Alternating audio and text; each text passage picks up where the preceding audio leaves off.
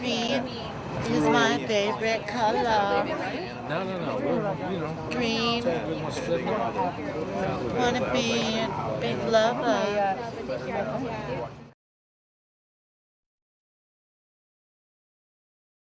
This girl sent me this picture of a little baby.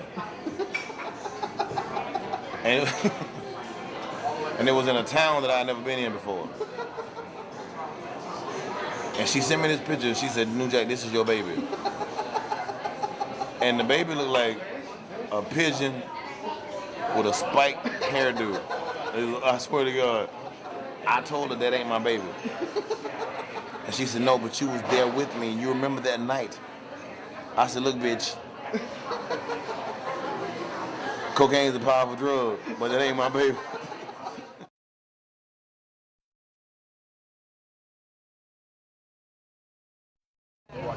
Green. But I hostess think I did like a My favorite color. Have you heard the Buffalo Chain? It's hilarious.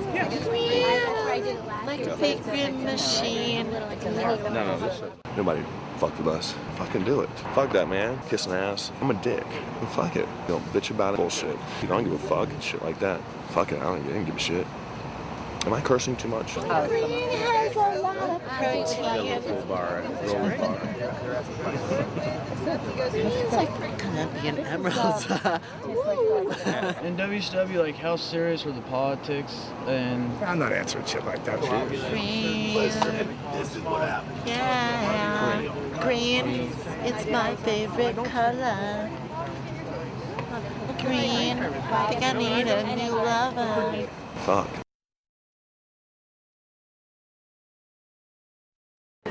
My name is Rikishi, need I say. Been broken into the business with my uncles off in Sickle Wild Simones. now, when you did get in the business, how was it like learning the art of wrestling, and how quickly did you get into the big time? Well,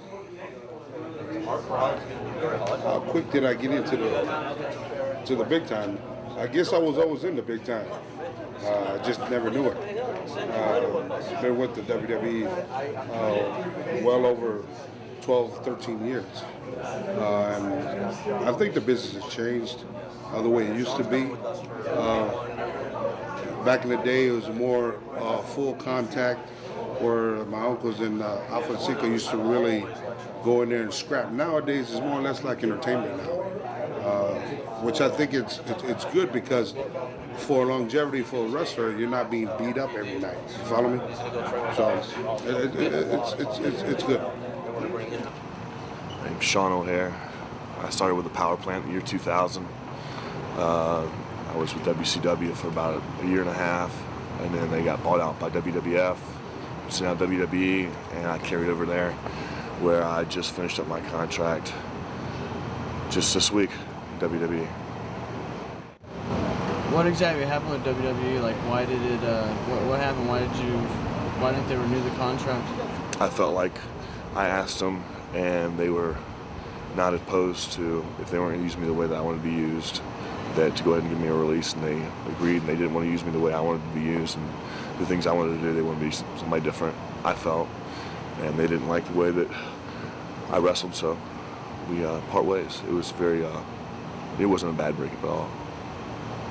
Can you introduce yourself and tell us how you got into the wrestling business?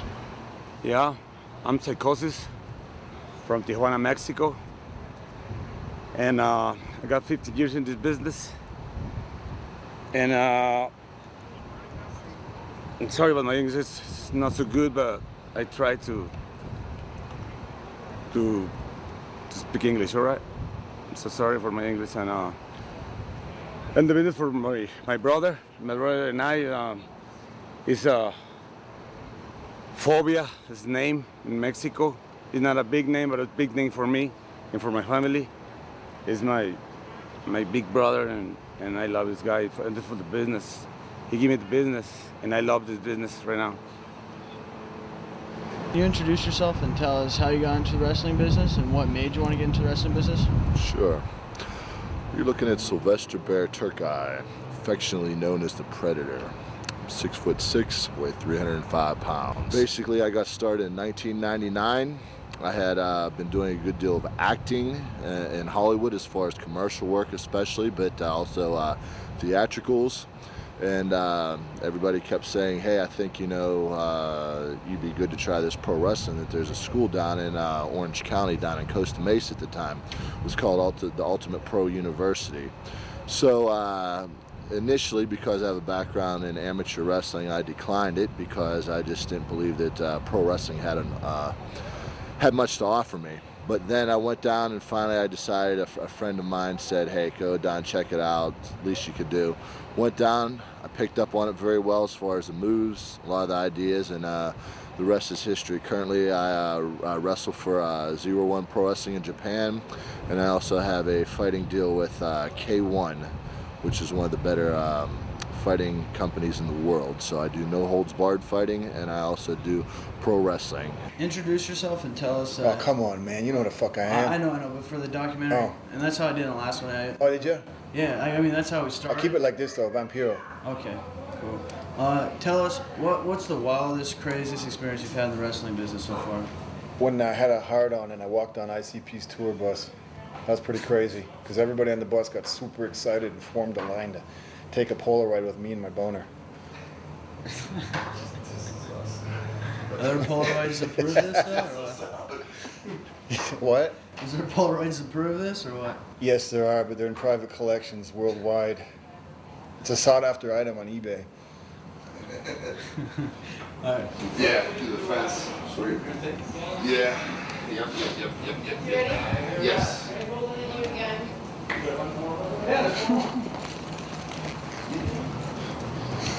You want to see what ICP saw on the bus? Fag. Hi, my name is Tylene Buck, and I'm here to kick some major butt. So bring it, baby. You got what it takes. I got in the wrestling business in 2000. I went to LA and I did an interview, and they were looking for some hot chicks, and so I went down there for an interview, and there was about 30 girls, and they were only picking 6 girls. So I was one of the girls they picked. So I went to Houston, Texas for my very first show, and I got put with the NWO guys.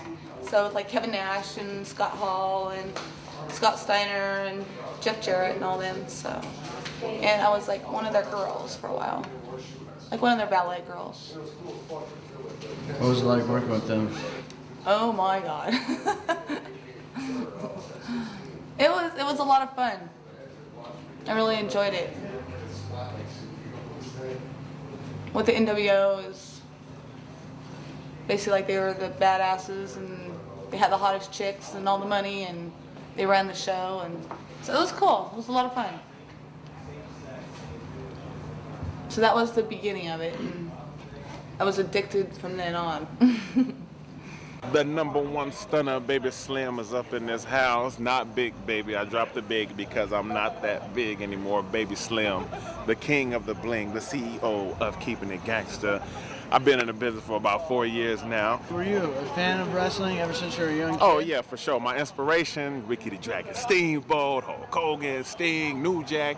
Can I introduce myself? Any of you monkeys who are watching this, you don't know who I am, don't watch anyway, so why the hell are you paying attention to this? It's me, DDP. Diamond Dallas Page. Mr. Miller, your drinks?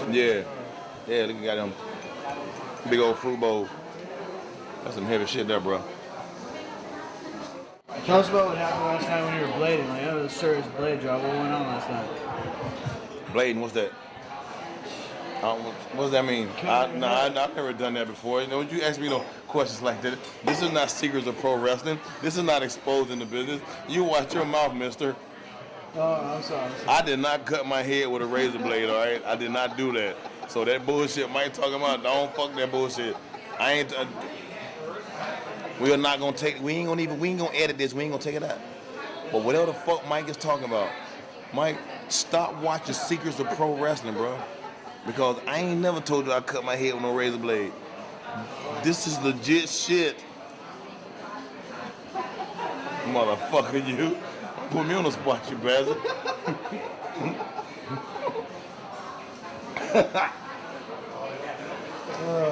Blading, gigging, juicing. I worked in the AWA for about a year and a half, and over that period of time I got picked up at Florida Championship Wrestling. So I worked there for almost 2 years, and I got paid $50 to go up. I learned from Dusty Rhodes and Gordon Soley. I learned a lot of the greats in this business. And what ended up happening was I was trying out for WWF, and it didn't happen. I tried for WCW, it didn't happen, but I built a relationship with Dusty Rhodes, and Florida Championship Wrestling had closed down, AWA had closed down, and Diamond Dallas Page was now a figment of my imagination, until the Dream called me up and said, I want you to come up, baby. I want you to be a fire-breathing dragon manager. You want to be the greatest manager of all time. And I went up there with no guarantee, left the bar business, which I was a general manager of and part owner, and sold out to follow a dream at 35 years old. Got up there, they brought me as a manager and a color commentator. 6 months in, they terminated my managerial duties, said I was too over the top or stealing the attention away from the wrestlers, and the wrestlers were the ones who drew the money, so, you know, they really had to just let me be a color commentator. I had 6 months left of my deal, and I said, you know what? Screw this. I'm going for my dream. I was 35 and a half years old, and I decided I was going for it. And I went down that power plant every day, and they beat the hell out of me. And, you know, they put me on TV 3 weeks later with Scott Hall. And Scott was so pissed. And I never understood why he was mad. But that, of course, 3 or 4 years later, I understood, here's a guy who's a top guy.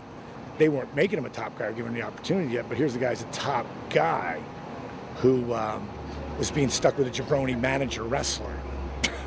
And we were called the, I guess it wasn't called the Diamond Exchange, it was called something. Can't remember what it was called. I think we were the Diamond Exchange. And later on I went on to, after Scott got hurt, ended up going to WWF, ended up working with Kevin Nash, and we were the Vegas connection. And I just paid my dues, man. I was working up for about 9 months as a wrestler, tore my rotator cuff. I had 3 months left of my deal. They let me go. I was unemployed for 11 months, and I just kept following my dream. My wife told me, honey, you need to get a real job. You can't, you know, we're not making any money, and you gotta go back in the bar business. I said, you need not to let that door hit you on the ass on the way out if you don't believe what the hell I'm doing. I was 37 and a half at the time, and I got my job back at WCW.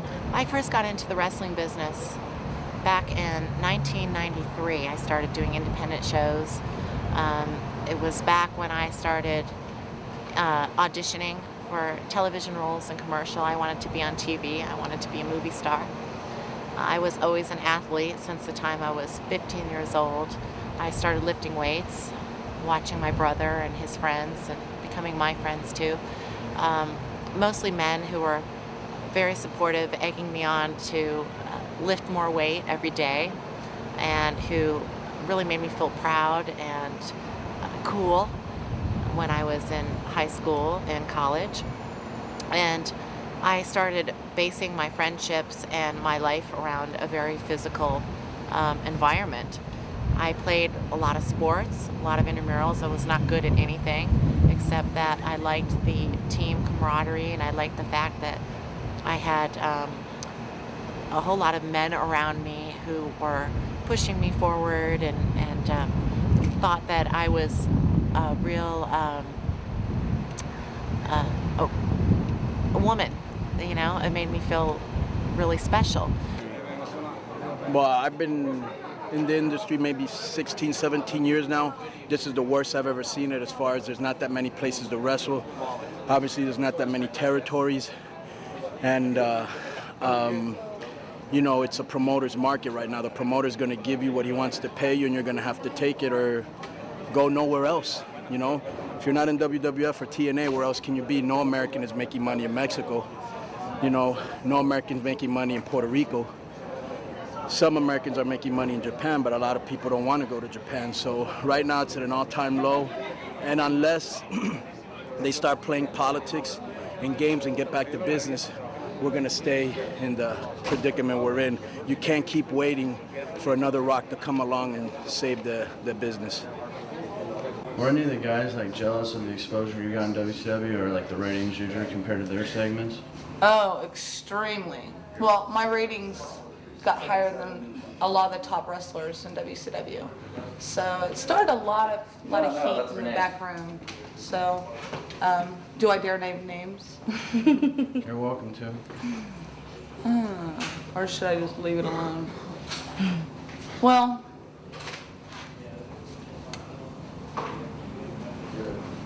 I guess I'll leave it alone. But I'll say some of the top guys that were in WCW. They had a problem with me basically being as hot as I am and taking all the TV time, you know. So they had to go to the bookers and they whined and sniveled and to try to get my character killed. And so I was like, I'm sorry that you don't have the looks that I have and the tits and ass that I have, and you know, but you can go around and wear your Speedos and it's okay. So yeah, they got kind of bent out of shape with that one. So, but oh well. In WCW, like how serious were the politics? And I'm not answering shit like that because that's that's the same shit that happens in everywhere. I'll tell you what, they weren't any worse than WWE because I was there too. You know, and they're no worse than friggin', little arenas and little independent halls. That's why I won't work with anybody who doesn't, they're paying me to give somebody a diamond cutter. And I don't care how we get there. I'm watching my neck. I'm going to go out there and I'm going to entertain the fans the best I can. Well, I believe that politics are important in any business. There's a respect hierarchy there, and there is paying your dues when you start out, and that's very important. So I don't believe that politically, in anything you do, there's going to be politics, and that's okay. I think that things usually happen the right way. What I'm saying is that you have to be true with yourself and get the bigger picture and be willing to step up to the plate, not only for selfish reasons, for your own ego, but to realize, your future and other people's future around you, because you're only as good as the people around you. I mean, we all have our talents and things that make us special, but it's very, very hard to do it alone. And it's very hard to do it alone when you have people against you, too. And so, the politics work themselves out in the long run. What was it like backstage in WCW for you? Like, I hear bad things, but was it like a good experience, or was it really There was cool? no problems with me. I mean, a lot of people had problems, but because I went in basically with Jindrak and Palumbo, and we all watched each other's backs, and there was nobody fucked with us, I come from a shoot background, and people pick on other people and work that crap. There's politics backstage, but it never had anything to do with me. Yeah, well, my ratings were higher than Goldberg's, and he didn't like it so much. He see me in my little bikini top and my little shorts and my nice body and stuff, and he was really bitter about that.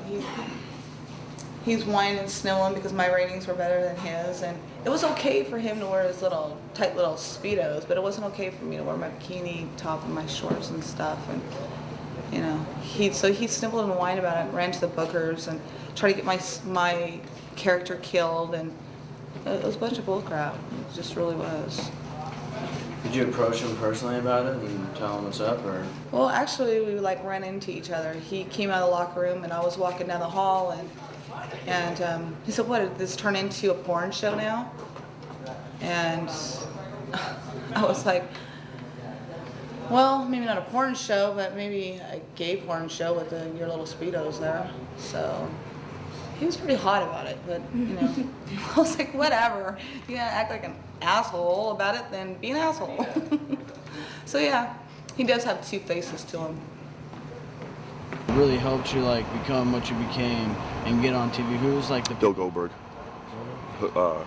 sort of took me under his wing when I was in WCW and got the office to really, and Johnny Ace, John Laurinaitis, they both helped me out in WCW, which carried over into WWE too. How did Goldberg take you under his wing other than get you over with some of the office? Yeah, basically that was it. It was a really strong personal friendship. Yeah, well, we were boys. He just happened to take a liking to me when I was in there, and I liked him. He was real, And sometimes that's rare to come about in any business, real people, you know? Did anybody like really hold you back, you feel, in your career? No, just myself. Very honest. When you went to WCW, how was it there for you? Were you happy there? Were you not happy there? How was your emotions when you were there in that company? I'm happy there, but I'm so young at that time. I think I'm happy there. So I'm so young, and when the time is past, I don't know what to tell them. I'm happy there, and that's it. I'm happy. That's it. Did you feel like you were underutilized there? Did they not use you to your ability? No, I'm always doing my job because I'm feeling like that. I'm feeling happy. This is what I do, and that's my job. What was your opinion of Eric Bischoff in WCW? And how you could answer that one if you could. Yeah, I got along with Eric fine.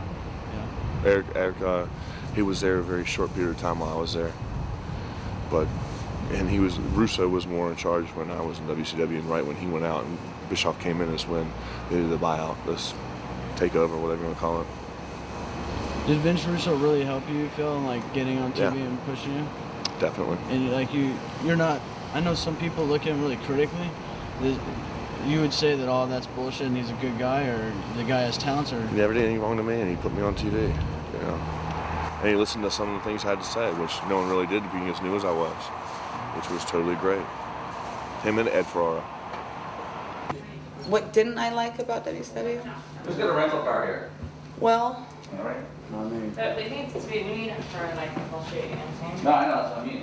what I didn't like is all the bickering, arguing. Everyone just basically trying to backstab each other to try to get TV time. You know, this one whining and running to the booker, say, oh, well, this one's doing this one's doing that, you know, or even making up stuff so basically they can get their storyline killed so they can make themselves look better. How would you compare like ECW to WCW, and what did you like more? That was different. The man is different, that's it. Because in ECW, you do the 110% your job, and WCW you do like 80%. You can do it too much. You can do some chairs, tables, different styles. But the man is better than WCW.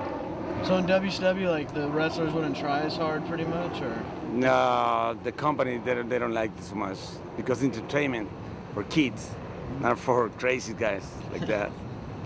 When you were in WCW, like what was the locker room like back then? Because people say bad things, some people say good things. I'm positively paged, dude. You know, I ain't got nothing bad to say about it. There was ups and downs and everything, you know.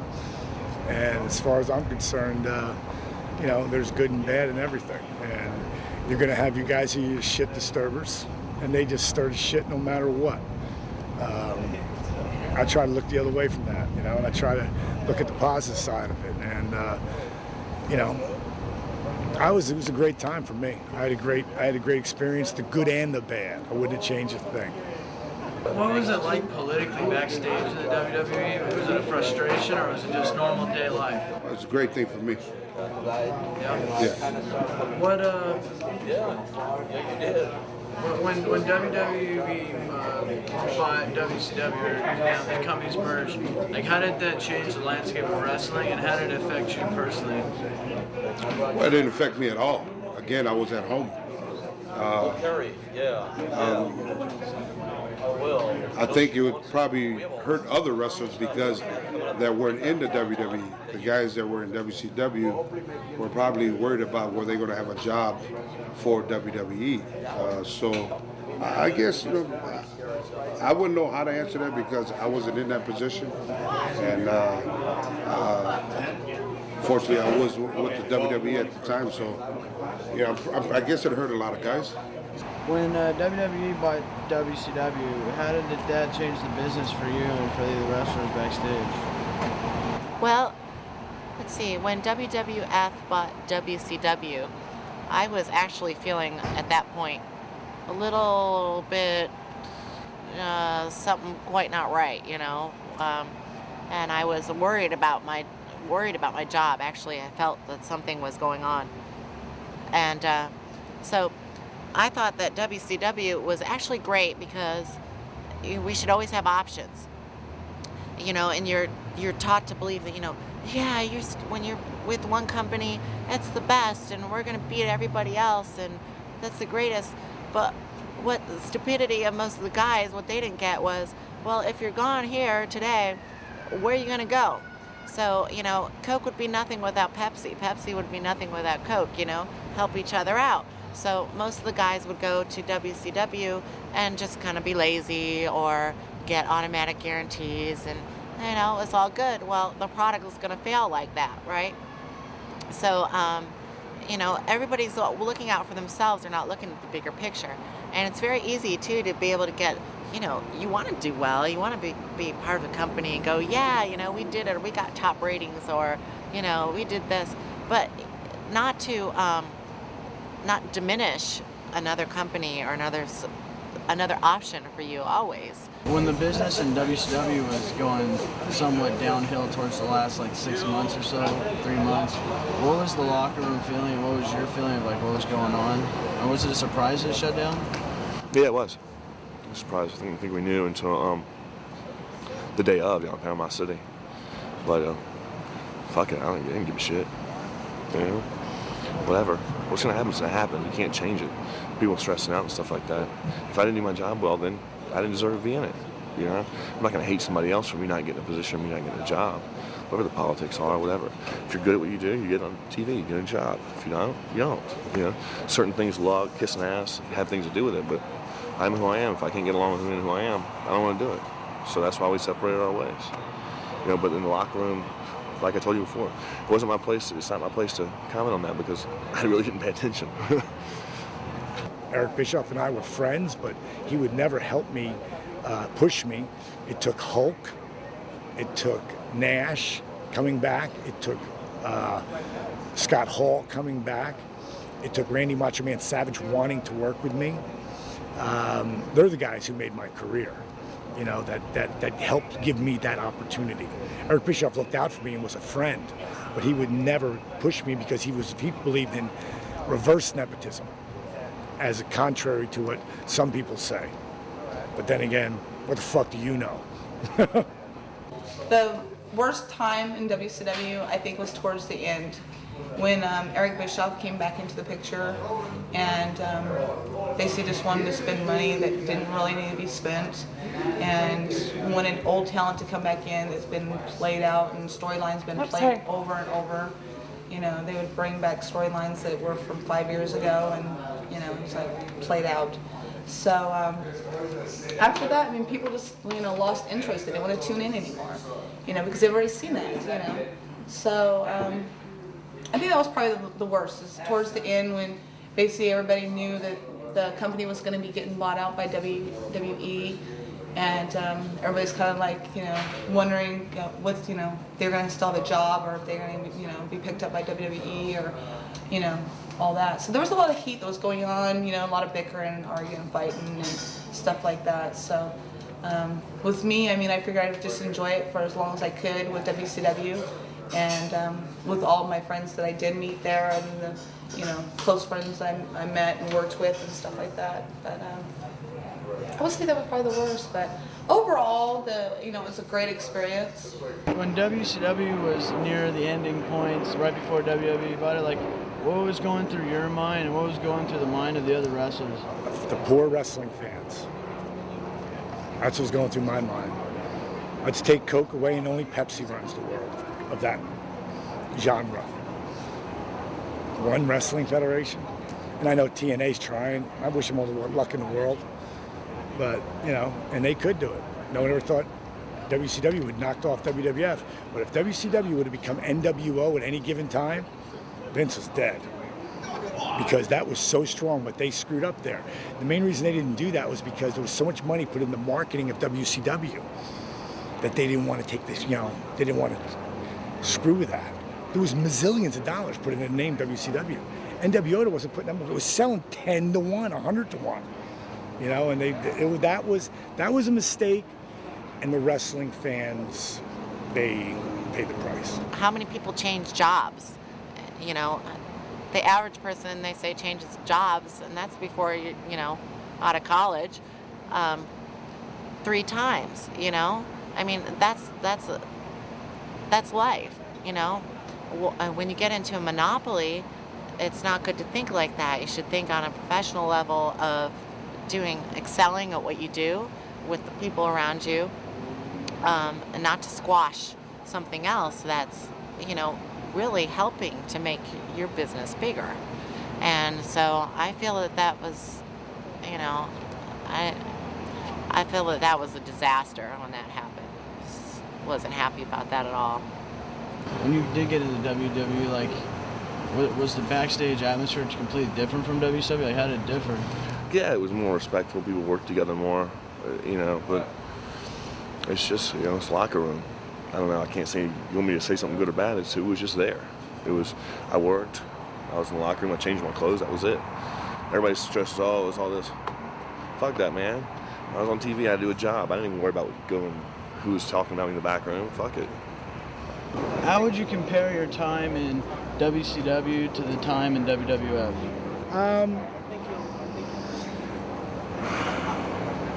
It was my dream to be in a WWF since I was a little kid. This is a WWF. And sometimes things don't work out the way you plan them to. I think I made a bad mistake going in as a stalker and not waiting and doing my idea, which is People's Champion versus People's Champion, which would have drew money, and it would have brought the WCW fans along.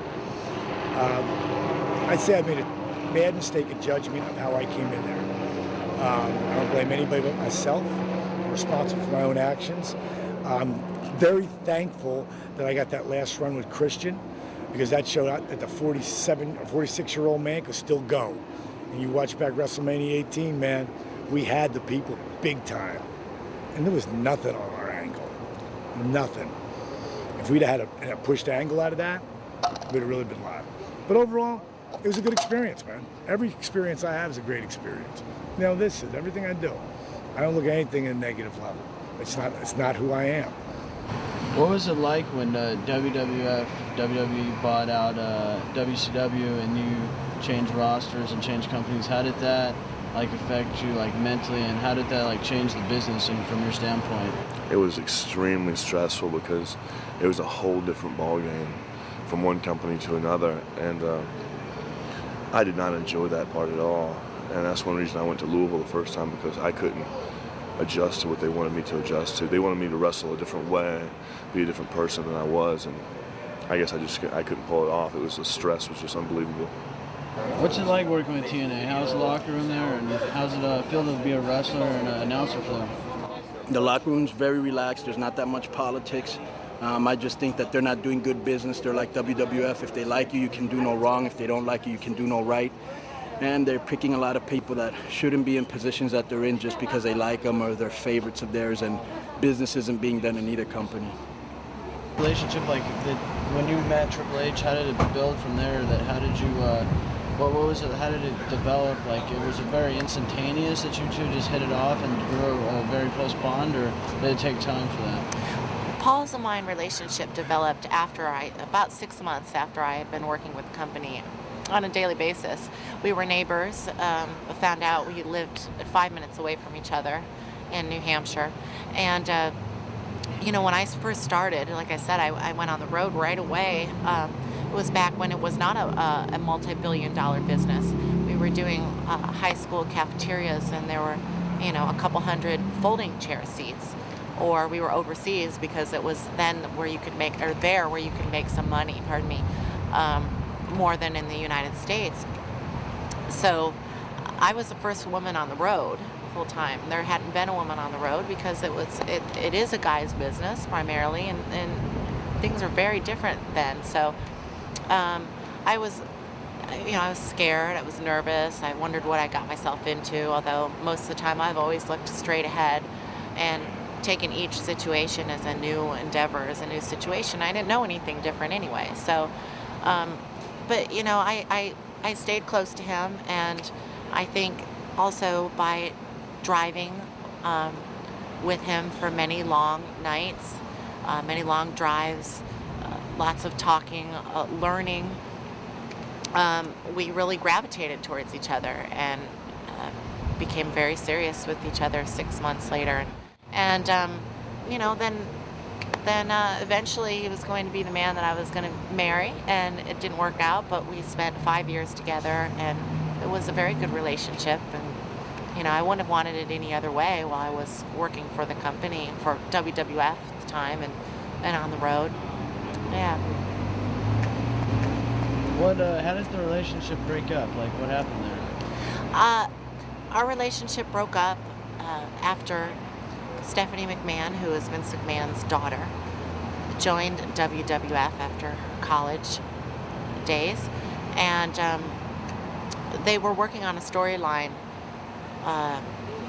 of a romance where they got married, and took that to reality.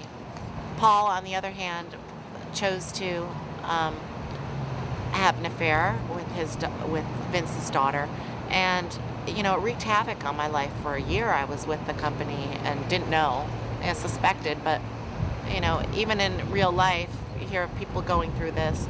Well, when it's your job, you know, and your home and your profession, your money, your everything, you know, all I could do was trust, and that trust was broken when I eventually found out. And I was let go from the company. And so for the past 3 years, pretty much I've been in LA working. Will not go back to WWF. I feel it was an extremely inappropriate, bad thing to do. Can you tell me, back in the day, back when you were in your peak in Mexico, you and Vamp had really bad blood between each other. Right. What was the deal with all that? We were just both immature, you know, and I think Antonio Pena, who was my boss, he always liked the, you know, glamorous, good-looking guy, and he always kind of was like a mark for Vampiro, and he wanted me to always be competing against him. Oh, Vampiro's going out with this actor, so you need to go out with him. Vampiro did this, and then I think that we're both very rebellious, and I think we were immature, and we had other wrestlers kind of stir up the pot, and we just started to have I think a professional jealousy turned into personal jealousy, and it was just stupid. You know, we were both young, and Mexico wasn't big enough for the both of us. It's like having Axl Rose and Slash in the same group. They just couldn't be there no more. Or Eddie Van Halen and David Lee Roth. You know, as talented as they were, the group wasn't big enough for the both of them. Mexico wasn't big enough for the both of us. Who in the business do you just totally dislike? Who do I totally dislike Yeah. in the business? Yeah. Everybody. But why? Why? I'm pretty sure wrestling's like any other business, music or acting or anything that's to do with entertainment. You know, there's a lot of lies, false promises. You know, there's a lot of politics, a lot of sexual politics. There's not a lot of friends, you know, and plus you're alone and no one's really going to help you out, because it's one of them things where, you know, everybody's out for themselves, and you know, there's money involved. So guys who make big paydays don't want to help out a little guy, and you know, there's a lot of people ain't honest, and you know, it takes a long time and a lot of hard work to make it in any type of business. But in wrestling, it's hard now because of the internet. You know, in the United States, from what I see and hear, the indie scene is drying up, and what there is, everybody thinks they know everything, and the guys don't make a lot of money. So as you get older, and you know, if you have a family to support, expenses on the road, a lot of people don't take into consideration your trans, your food, staying in a hotel, you know, calling home, all that shit adds up. So if you make $200 at a show, and you got to drive, you know, 400 miles, you'd spend that on gas, spend that on hotel, car rental, food. So it's a real tough living. Plus, if you get hurt, there's no medical insurance. It's a hard road. It's a very hard road. You guys fuck with you when you're doing interviews. You know, they don't respect your shit just because you say they took Polaroids of your hard dick. But that's neither here nor there. I really enjoyed everybody, you know. Overall, I mean, some of the older female ballet girls, like Kimberly Page, for one. she was just unbelievably a major pain in the ass. Nightmare. But overall, the other girls, like, you know, with Tori and Stacy and stuff like that, they're pretty nice girls. You know, we all went to wrestling school together and beat the crap out of each other, and it was cool. It was fun. Has there been anybody in the wrestling business, primarily in WCW, that you did not get along with? You had bad blood between you two? No, nothing like that. Everything's good? No. Are you looking into trying to get to wrestle for Vince McMahon? Do you want to go up there, or?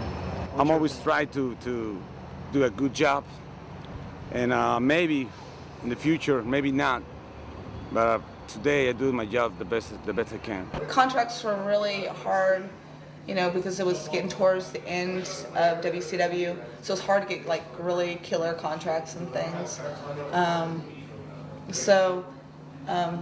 I would say, you know, everybody just, I want to say there was really one particular person that was kind of hard to get away, you know, get along with and stuff.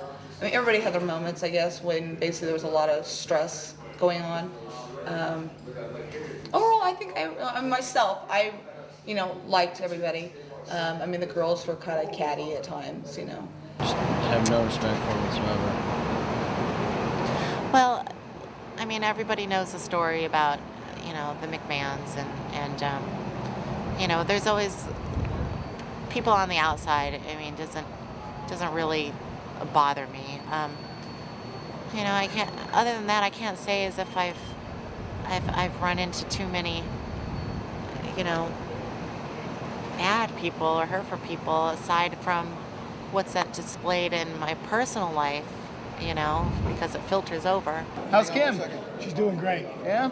Yeah, she just got the lead in the movie, so she's pretty happy. There you go, my brother. Thank you, sir. Happy birthday to you, buddy. Happy birthday to you, buddy. Happy birthday to you. I got the name. Happy birthday to you. She's laughing. I was singing happy birthday to her.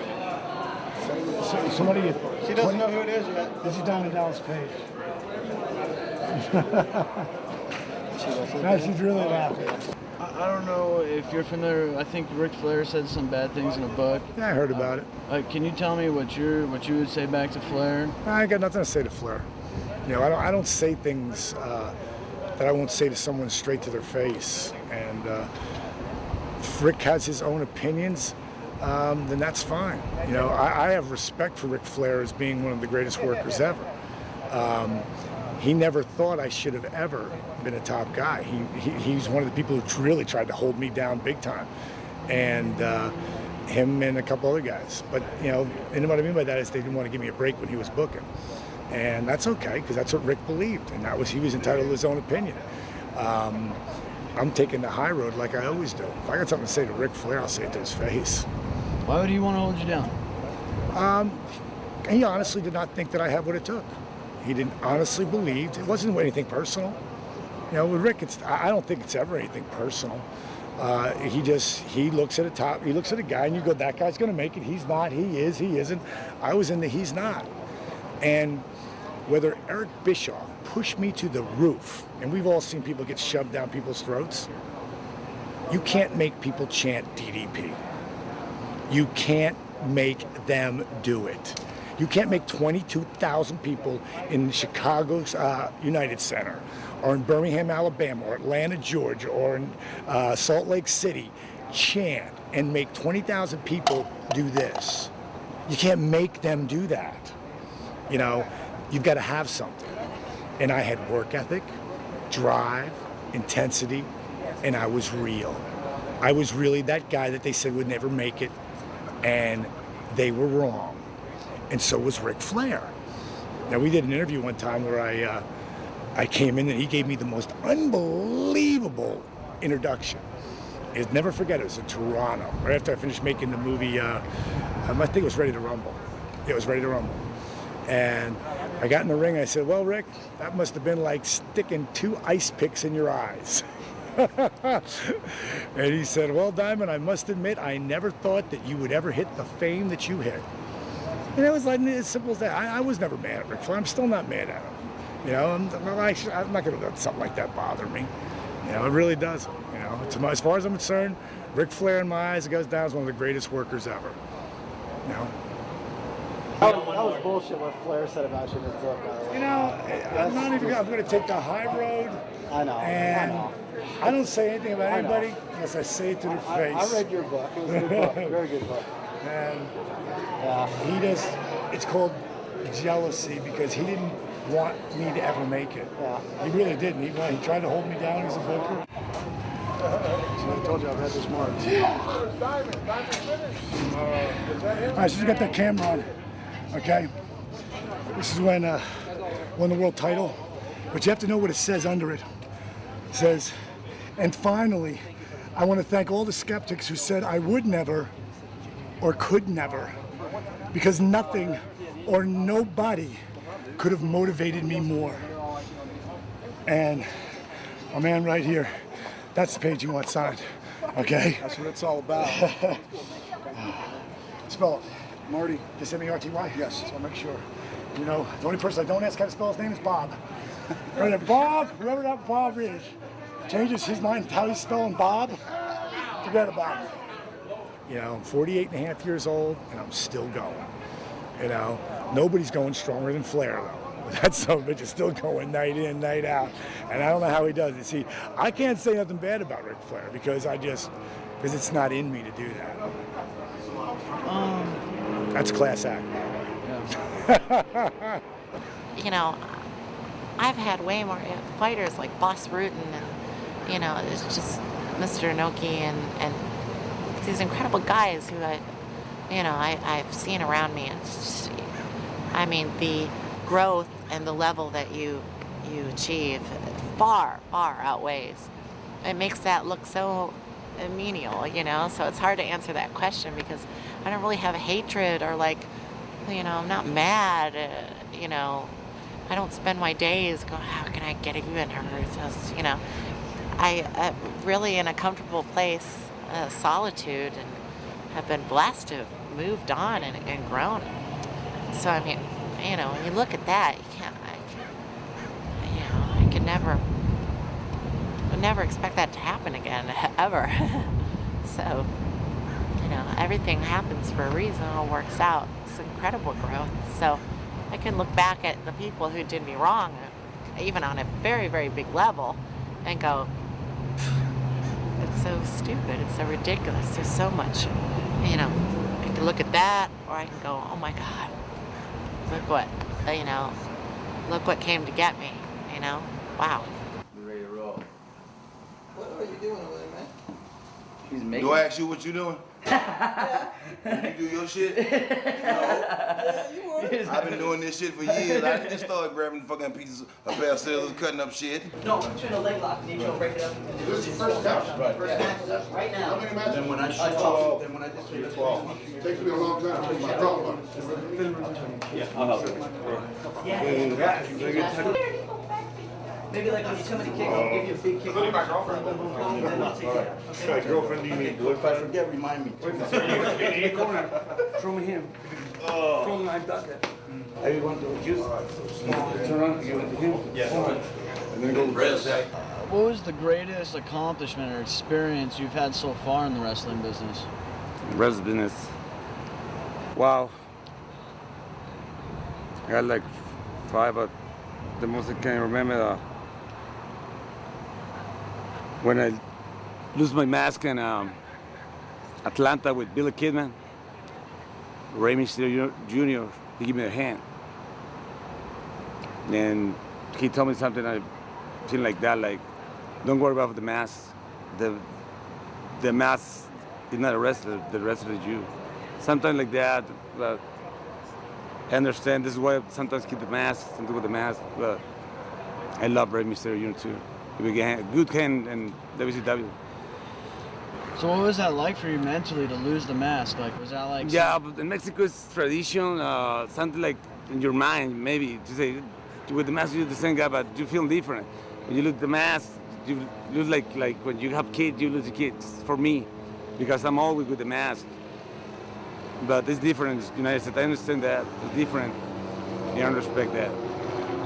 You were always like the good guy, you know, and then there was that one time where they turned you heel. I believe it was like, they said that it was you behind the car that ran over the rock or something like that. Well, how did that change you? Like, did you like that heel change, or what was your opinion on all that, and how did it change your status, like, in the business, let's say? Well, I think it was a mistake because at the time when the character Rikishi came out, it was real hot. I think we were only in it probably about 3-4 months into the character.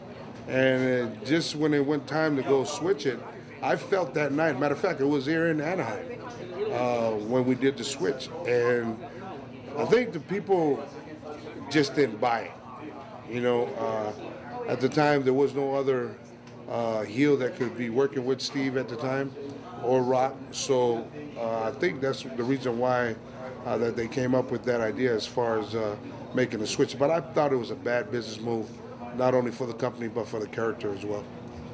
The creative process in wrestling, do you feel that like they limit themselves with their creativity, or do they just like underestimate what the wrestlers can really do with like characters and? Yeah, I believe the writers underestimate what they can do, what the wrestlers can do sometimes. You know, sometimes they let them go too far. You know, to ask me why would drive me crazy. I try to ask myself why before. It just happens the way it happens, dude. I don't know what fuels the fire that goes between the writers and the characters, but you know, I don't know. They released you because, I mean, you were so predominant for many years. So I probably had some fans confused as to why.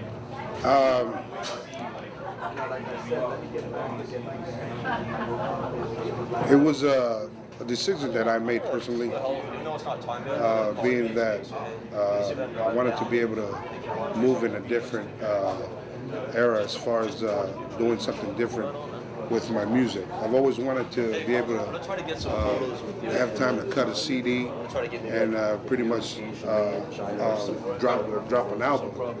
And just how I seen how Rikishi was fitted in, there was really no. I feel sorry for the fans because I'm not able to come back to do what I do best, raise the roof and have these people jumping off their seats. But it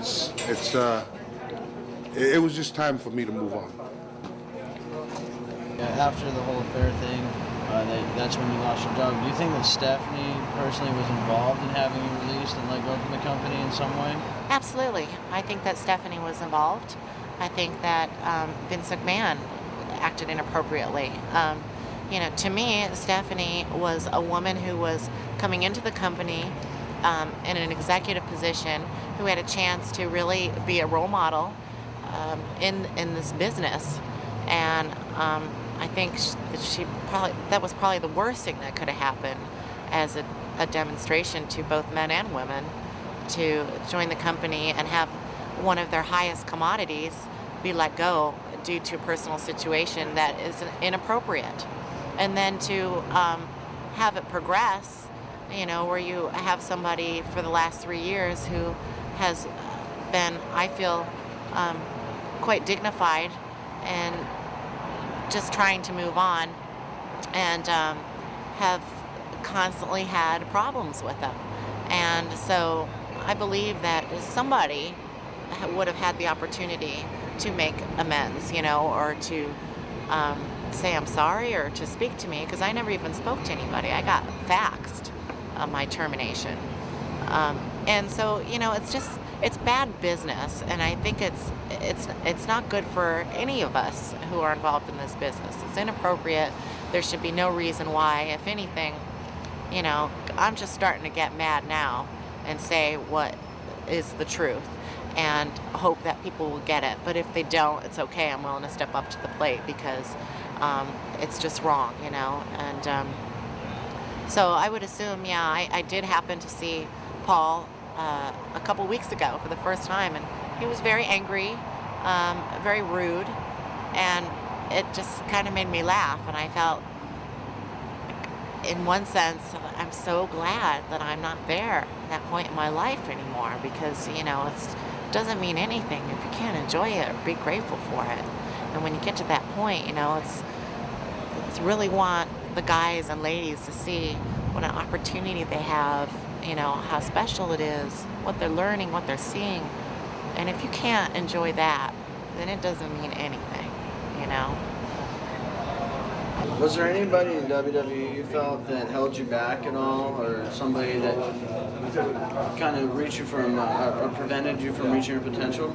No, I don't think so. You know, listen, WWE. Let me clarify this out there to you who are watching this. WWE is a great place to work. Only professionals who WWE hires. If you are not at the top of your game, if you are not as good as they see fit you are not allowed into the WWE. I'll take it down. Yeah, let me go get you a sheet.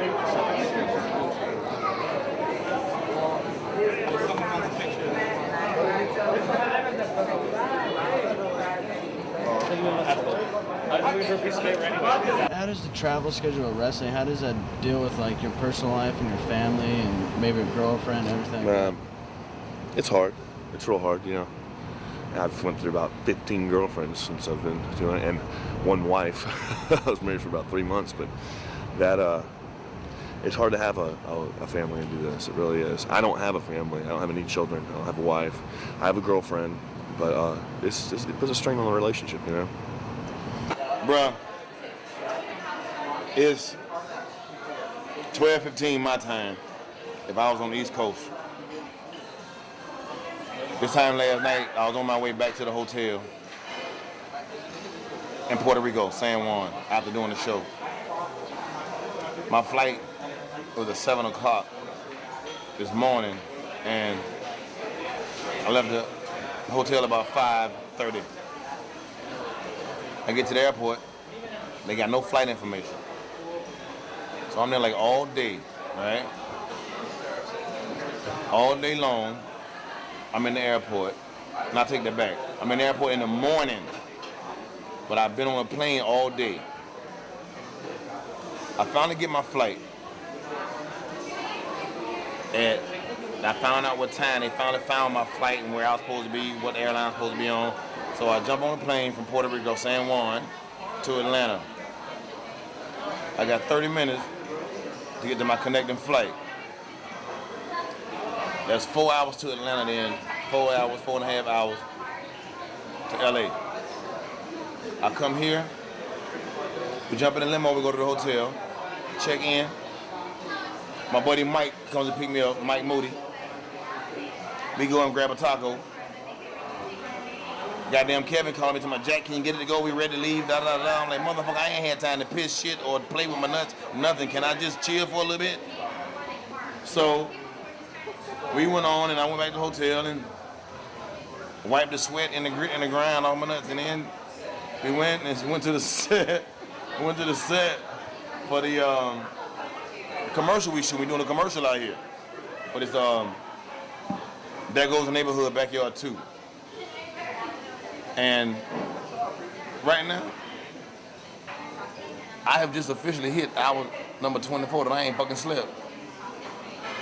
And I'm gonna finish doing my protein drink, my Heineken drink, my Heineken bowl, my Long Island iced tea with some peach lobster added to it with a splash. And then within the next few hours, I guess I'll be back at the hotel. I lay down, go to sleep, get up in the morning, and go and do this commercial. Then me and Mike will hang out tomorrow all day long, and we'll finish filming this. And then I go to fuck somewhere. I have to look at my schedule, but I'm going somewhere, goddamn, back, on the East Coast, doing my thing. And then I'll say action, and then you guys go. Take your time with it, though. Just, whenever you're ready, go. Okay? All right. Okay, here we go. Action!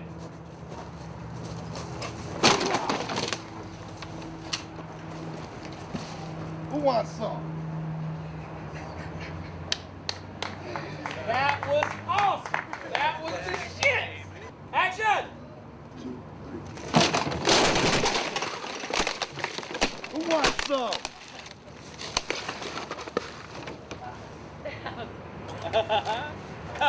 Genius. Brilliant. That was awesome. Now wait. Before you guys go in here, is everybody okay?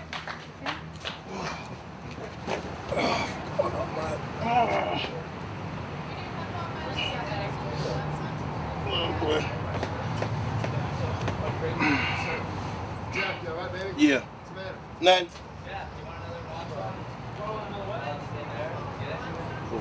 No.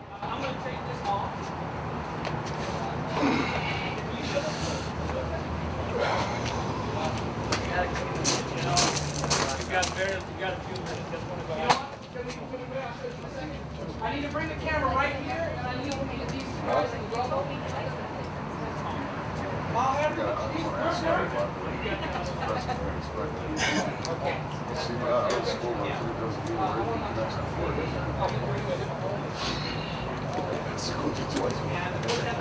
You just spraying it or what?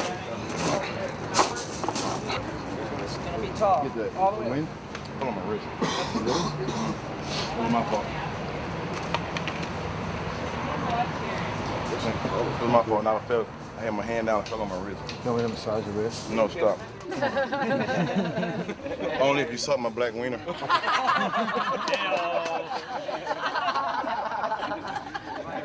Isn't that a little small? Huh? Isn't it a little small? Sometimes you got to work with what you got. Right? And this is all I got right now. the sun all day. And you said you were packing. I am. Look, I got a bunch of wieners. Shit.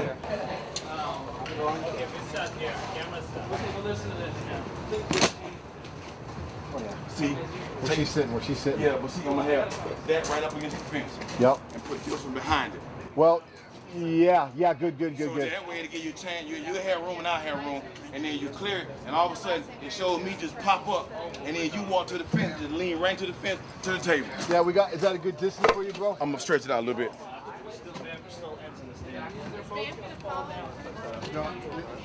Yeah.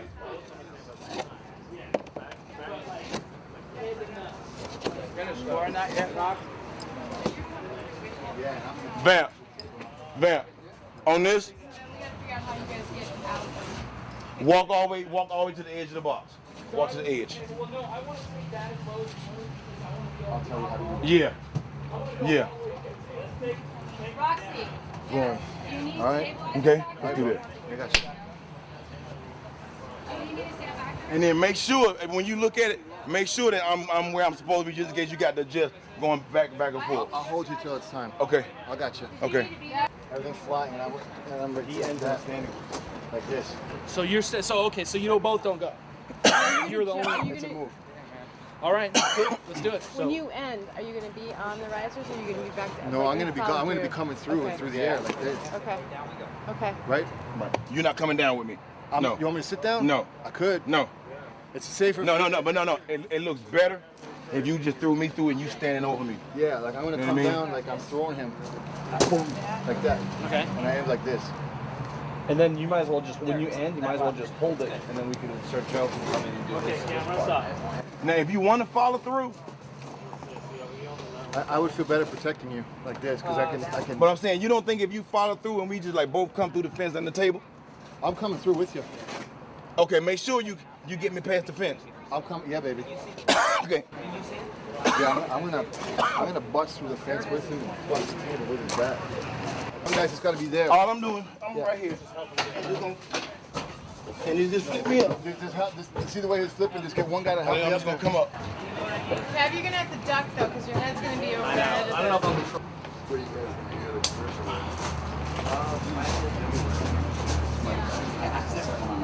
Broken leg.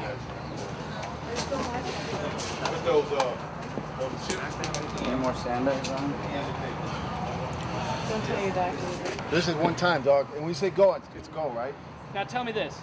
His legs are going to be way high in the air. No, I'm gonna be up on his shoulders facing him.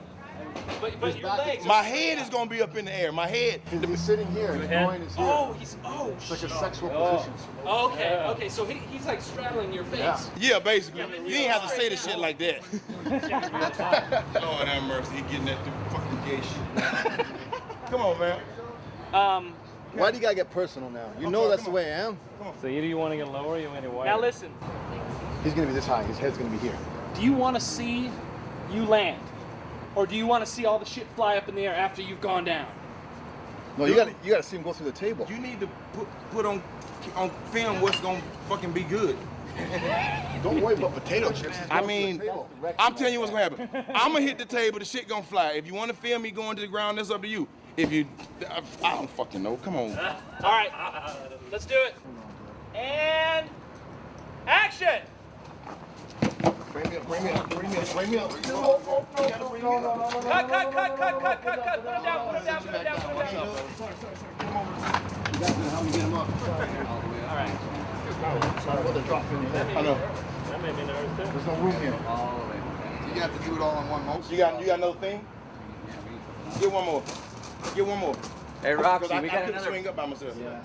Roxy, we got another riser. Let's get this. Watch your foot down. We can always still do the other spot. No. No, wait, Jack. We're doing this one. No, we need something about that. What if I choke? What if I get you? We're doing this one. This one. This one. Trust me. I trust you. This is something I'm not feeling this. Dog, let's go. Are we rolling? Yep. No. Hold on. All right, here we go.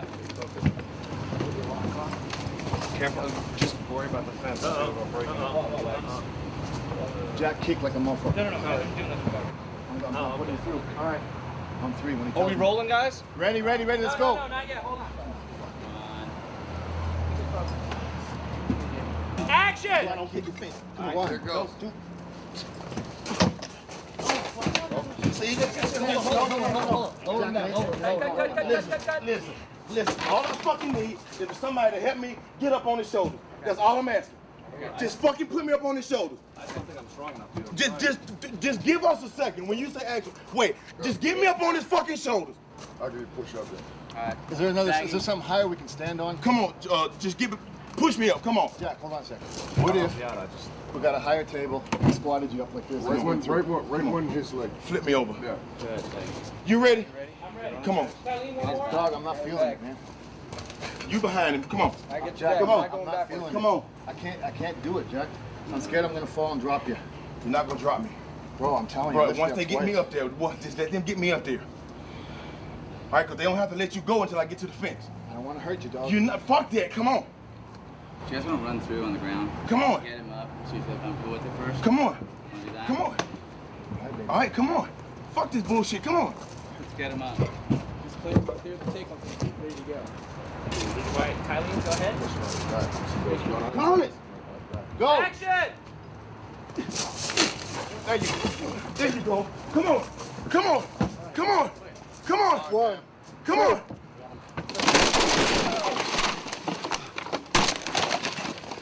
Who wants some? Cut! Awesome. You okay? That shit was hot. Look good? That shit looked great. Will we clear? Yeah? All right. Let's do it again. Rebuild the table. Set it up. You okay? Yeah. Dude, that was awesome. That was great. What went on out there? Like, it was really hard for you guys. You're on like a pedestal. Yeah, it's because like I was gonna powerbomb Jack through the fence through a table, but I got a broken leg, and he's a heavy guy, and we were standing on a platform that was very narrow. So if I took a step to the side, I would have dropped him on his head, and re-broke my leg. So I was a little nervous. So once we finally got his big fat ass up there, it was easy to go through with the bump. But I mean, I give all the credit in the world to Jack and respect him like crazy, because I'd say we were at least 9 feet in the air, and he hit the ground like he's a big guy, like I said, and it was like between me and him together, that's 500 pounds, and he hit that floor. I mean, I respect him to death. I got a broken leg and all that, but Jack's the man. And then the biggest part of the bump was obviously Joe from ICP coming through with the push. It took a lot of practice and work to do. He gave me the version of polar bear thrust with his arm, dropped the cake, fucked up the whole shot, but I'm glad he was in it. PBT. Yeah, there you go. What's your opinion of backyard wrestling?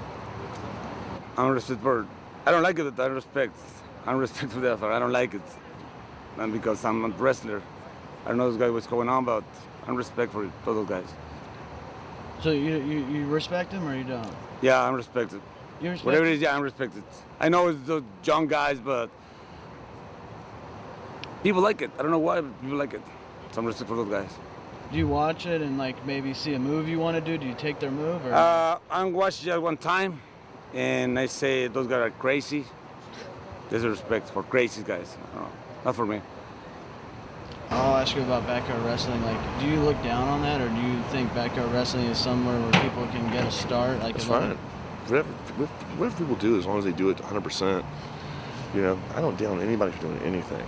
You know, if they see there's a chance to get into something else, man, fucking do it. You know, whatever their sport is, as long as you give it 100%, you don't bitch about it, and you don't stab nobody in the back to do it or get it done. I have total respect for that. I don't care if it's ballet. Fuck, you know, backyard wrestling is fine. As long as they're looking at an avenue to get somewhere, and as long as they enjoy doing what they're doing, and don't fuck anybody else over while they're doing it. What is your opinion of backyard wrestling? I am not too crazy about it. I think, yeah, I don't dig it at all. I mean, I don't watch a whole lot of it, but I mean, how can anybody's opinion be, you know, watching kids smash light bulbs in their face? And I mean, it's so dangerous on a controlled environment. You know, the last thing I would be doing is letting my kid out there, you know. I mean, I want to see it personally because I can't believe it. I don't understand why they want to do it anyways. I mean, I don't know. Personally, I mean, if I was hiring and firing, I'd have to take that as a, you know, a little bit of a negative on the resume. Go to school. You don't like it? Nope. No. It's disrespectful.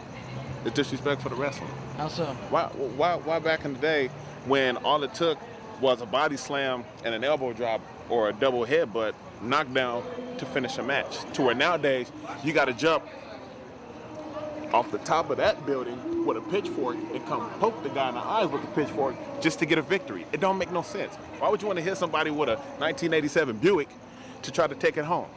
Why? When back in the day, all it was a simple elbow drop, and that's it. One more thing is that most of the kids who are doing the backyard wrestling really have like no fear and amazing potential. So, you know, those are the kids that should be, you know, getting some discipline, getting their backpacks and going where they can, you know, they could wrestle for hours at a time in school. I mean, it doesn't make sense to me. It's the protein drink of champions. To all the backyarders, front yarders, basementers. It's the drink that you drink when you're trying to get your freak on. When you think you want to go out there and get on top of a house and dive off and kill yourself, have your protein drink. 8 different liquors. A bunch of ice cubes.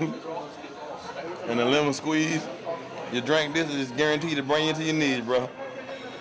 You drink this shit and your goddamn criminal record be longer than mine. I guess I want to say to the backyard wrestlers is pretty much you need to be careful what you do out there and what you show on TV, because if that's your gig, what you like to do, and it sends out a message to these other young kids here, which mixes up with the wrestling that we do. See, we're trained professionals to do what we do.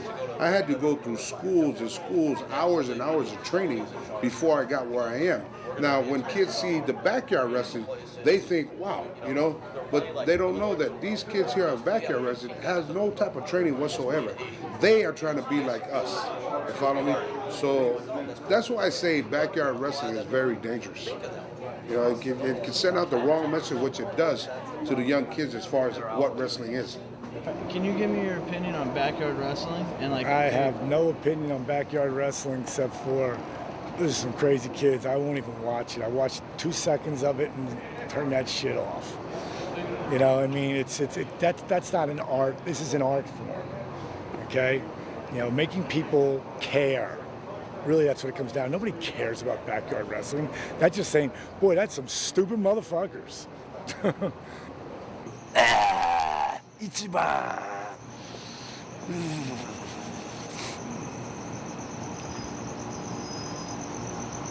Do you like backyard wrestling? I want to. You want a backyard wrestling? Before me XPW match, me backyard booking, many, please backyard. So now backyard wrestling, ICP, Jagaro, good is Sabu or Sandman, New Jack, Matman Pondo, or I like.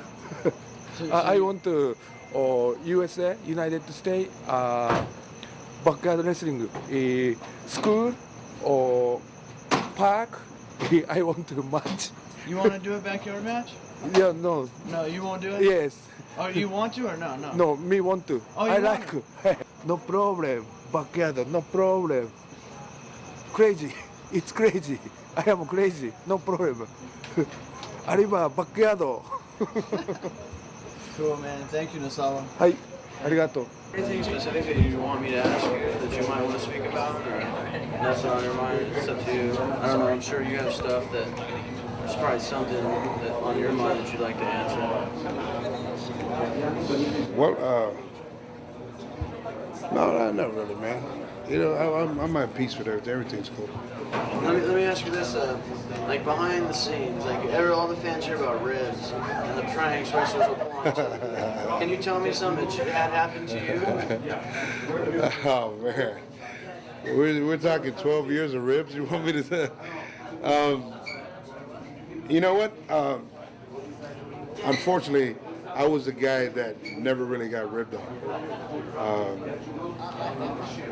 Being, I guess, was a respect in the business. A young guy who started early, but at the same time I had a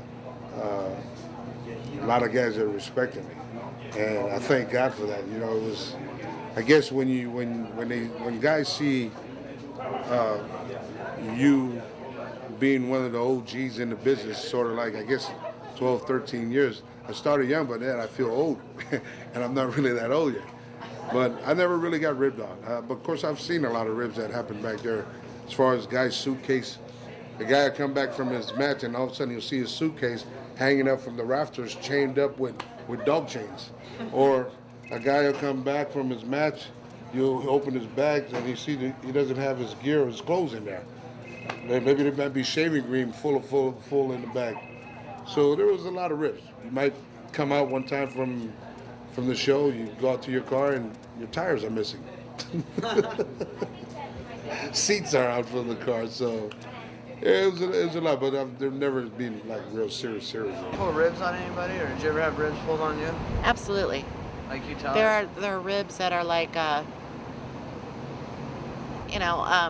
most people are so hostile now too and everything, but I remember when women first started joining WWF, and one girl moved, you have to get your placing. It's like being a teacher, you have to like get your placings, and don't touch this, and you should come in humble, like in any profession or in anybody's home or anything.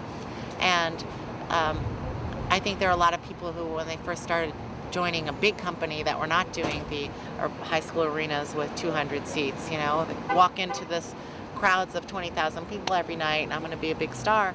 You forget that there is a political hierarchy, there is a respect, there are things to be learned, there are things to pay attention to, and I think that was very difficult for the women, especially. Most of the guys, I think, got it when they had to be taught a little bit, but the women were very difficult. I remember just coming right in and owning the place, and they just didn't get it. So I would have some people move my stuff, and I would take the approach at first: if you ever move my stuff again, you're gonna, I will take your shit and throw it out the door, which I have done as well. Like, can you tell us about like a rib that you might have pulled on somebody, or a rib that you have pulled on you that you remember? I don't play games like that, man. You're talking to the wrong person. Like, a lot of people do that, and this is one reason I couldn't get along very well with WWE is because they wanted me to be a wrestler and act like a wrestler. The reason I did well at what I did at the time I did it is because when you see me in the ring as a wrestler, that's really an extension of my personality. If you want me to be somebody else, I have to become an actor, which I guess I'm not good at, because I wasn't good at becoming someone else. I was good at being me. running around beating people up, acting like you beat people up, and then, you know, flipping around and shit like that. But I wasn't good at changing and becoming somebody else. And that's the only political thing I can tell you that was depressing towards me, and I didn't think about ribbing or joking with people in the locker room. I thought about my work. I'm very serious about what I do. I had friends and we played around, you know, outside the bars and stuff like that, but when it was work, it's time to work. Then I've glued some suitcases shut, you know, or, you know, accidentally spilled some water on stuff. You know, these are people's lives that they're living on the road, you know, it's their home, each locker room you go into. And it would always amaze me. I don't think I ever got to a point in the women's locker room where women had respect like that, in that way. The guys were different. What's your rib that you personally pulled on somebody? What would I? I'm sure you ribbed somebody. My rib. All right, you ready for this? This is going to be Rikishi confidential now. It's coming out. My rib would be this. If I didn't like anybody and the guy that I knew that was going to wrestle, I'd wait for him a long time. If we were sitting in the back and this guy here would rib me and think that I didn't know it, then maybe once, I won't put it over the first day or second day. I'll wait till down the line comes. Might be 1 month, might be 2 months. And what I'll do, I'll finally see when we're booked and working together, that's when Kishi, I have 3 pair of tights. The clean tights, the so-so tights, and then the tights that I never take out the bag. That's the tights that you don't want me to wear. So that's my rib there. When I don't like somebody, I'll pull out the tights that I never bring out the bag. And believe me, when I walk out to the arena, everybody gonna smell what I'm cooking. Does being a wrestler, does it help get the women? No. It pulls the chicks? No. No? No. Oh. No. Yeah. A little bit. Watch this. Hey, girl, come on. Let me holler at you real quick. You know I wrestle, right? Yeah. Okay. Would you like to be my girl? Sure. See? Just like that. That was easy. All right. Hey, I'll holler at you later, girl. All right? All right, cool. Just like that. You get in the ring, you show some bling, and bow, you get a girl just like that, quick. Where we at right now? We walking down Hollywood Boulevard. We on the black end. That's what they call the dark end. We down here where the niggas be hanging out. Where you find a hooker for $20, some crack for 10. You find a hotel room for $12.95 for fucking 30 minutes. You know what I'm saying? This is what we doing. Tell me when it's ready, man. We're ready. All right. Now, this is what we do here. We engrave stuff. La la la. Dog tag for the man. She's pretty. I know. She's very pretty. Pretty. Oh, that's sweet. You are. Can I kiss you on your jaw? Can I kiss you like right there? Let us get a kiss. Okay, You won't let him kiss you? Come here. What's your name, wrestler? I have Mike's wallet.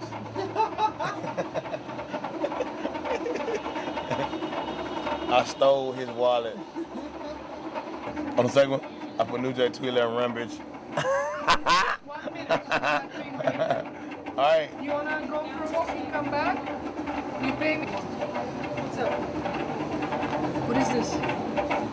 Same thing, New Jack 211 Rampage. It's a black thing, don't worry. 211, you know what 187 means? No. 187, when it comes down to the cops, it means murder. 211 means robbery. 187 is homicide, 211 is murder. You get it? Gotcha. All right. Don't let it happen again. It says Hollywood.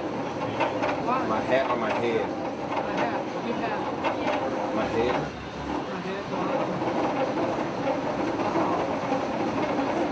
Or my hat? Will you lick his forehead? No. Don't worry, don't worry. No. What the fuck wrong with you, boy? I have to ask. I'm sorry. I love you. No, that's my baby mama. That's my baby. I'm just kidding. All right, I better stop this before it goes any I farther. know, bro. We're gonna be doing like 17 in a minute. Thank you. Something else can happen. All right, come on, bro. What's your opinion on the internet and how there's reporters out there writing stuff personally about wrestlers and about rumors and storyline spoilers? What's your opinion on all that? I have none. I'm not an internet freak. As you can see, you give me a surfboard, I can ride a surfboard. But as far as the computers, man, I don't even know how to log on. Fans email me. And because most of the fans are marks, then they come at me as a mark.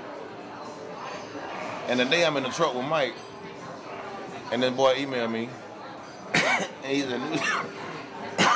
he's a New Jack. WWF had the 4 horsemen on there. Why don't you go and show them how it needs to be done? And he was just rattling off on some old corny shit, right?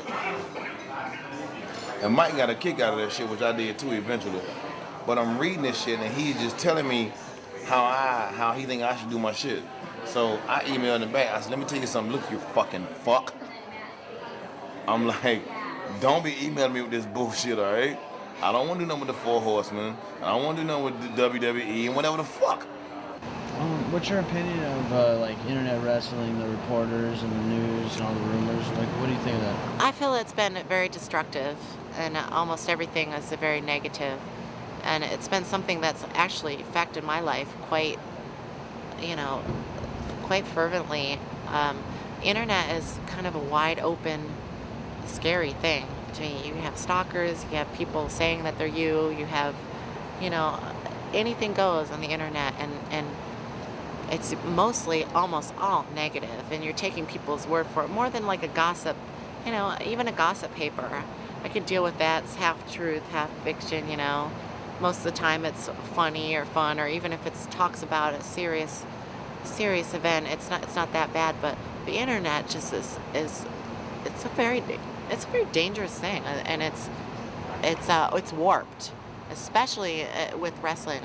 There needs to be, things are not going to change until the media and the people who are writing understand the bigger picture as well. And if they know what's going on inside the walls, then I sure feel that it's their damn responsibility to write about that or show that, instead of just giving opinions about negative ass kissers, so that they could become premier writers,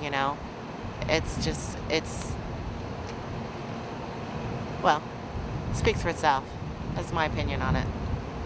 What's your opinion of like the internet, the reporters and all that? Is just a little bit of blown out of proportion, a lot of shit that's going on right now, but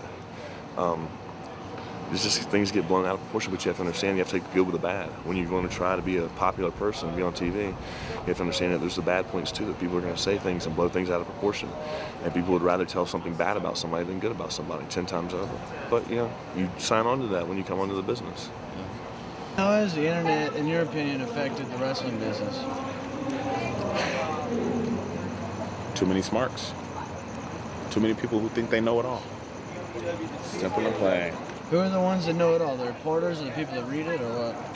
Beats me. I don't even pay attention to them, really. I just hear a whole bunch, so I'm just going off of that, you know what I'm saying? How do you feel the internet's affected the wrestling industry?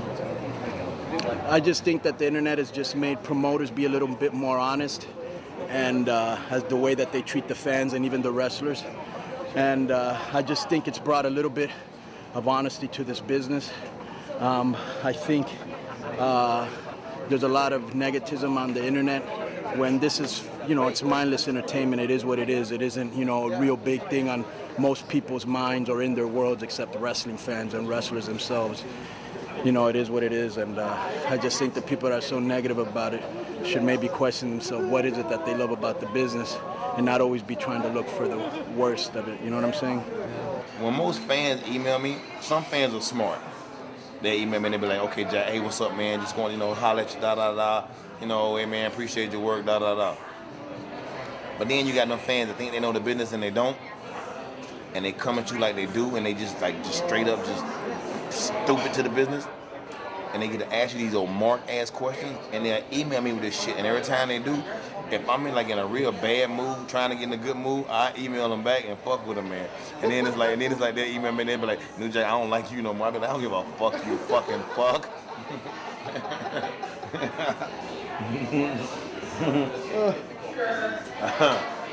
Was there anybody on the internet like personally attacked you feel in reporting wise, or? You know, I really haven't. I don't narrow into it that much because it's no use for me. I don't even go on the internet at all. I haven't. I tried to start a website a while ago, and I even got out of control. I even tried to answer, hundreds of fans, and then when I didn't, when I couldn't anymore, on top of the rest of my life, people started getting really angry, and so I thought, this is so ridiculous. It's like, there's no respect, this like you're just totally, a piece of meat, and then a danger too. I've had identity theft. I've had, why would I go onto the internet to read or to hear that stuff about myself or about anybody else? It pisses me off. So I don't condone it. So I don't go on it. And I don't pay attention to it at all. What's the funniest email you got from a fan? And what did you do back?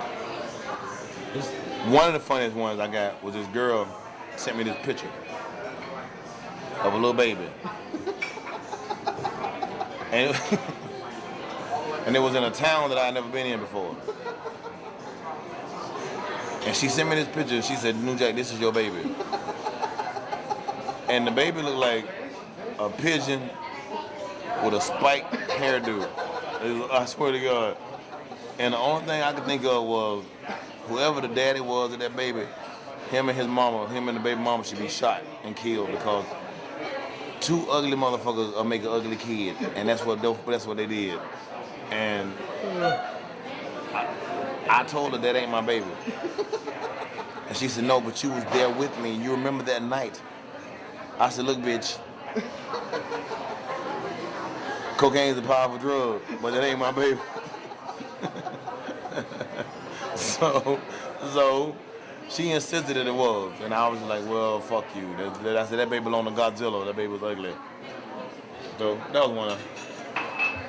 Like recently on the internet, just like a follow-up question on that, like supposedly two ladies and some guys like had Yeah, supposedly I beat up two women and kicked one of them in the face while she was down.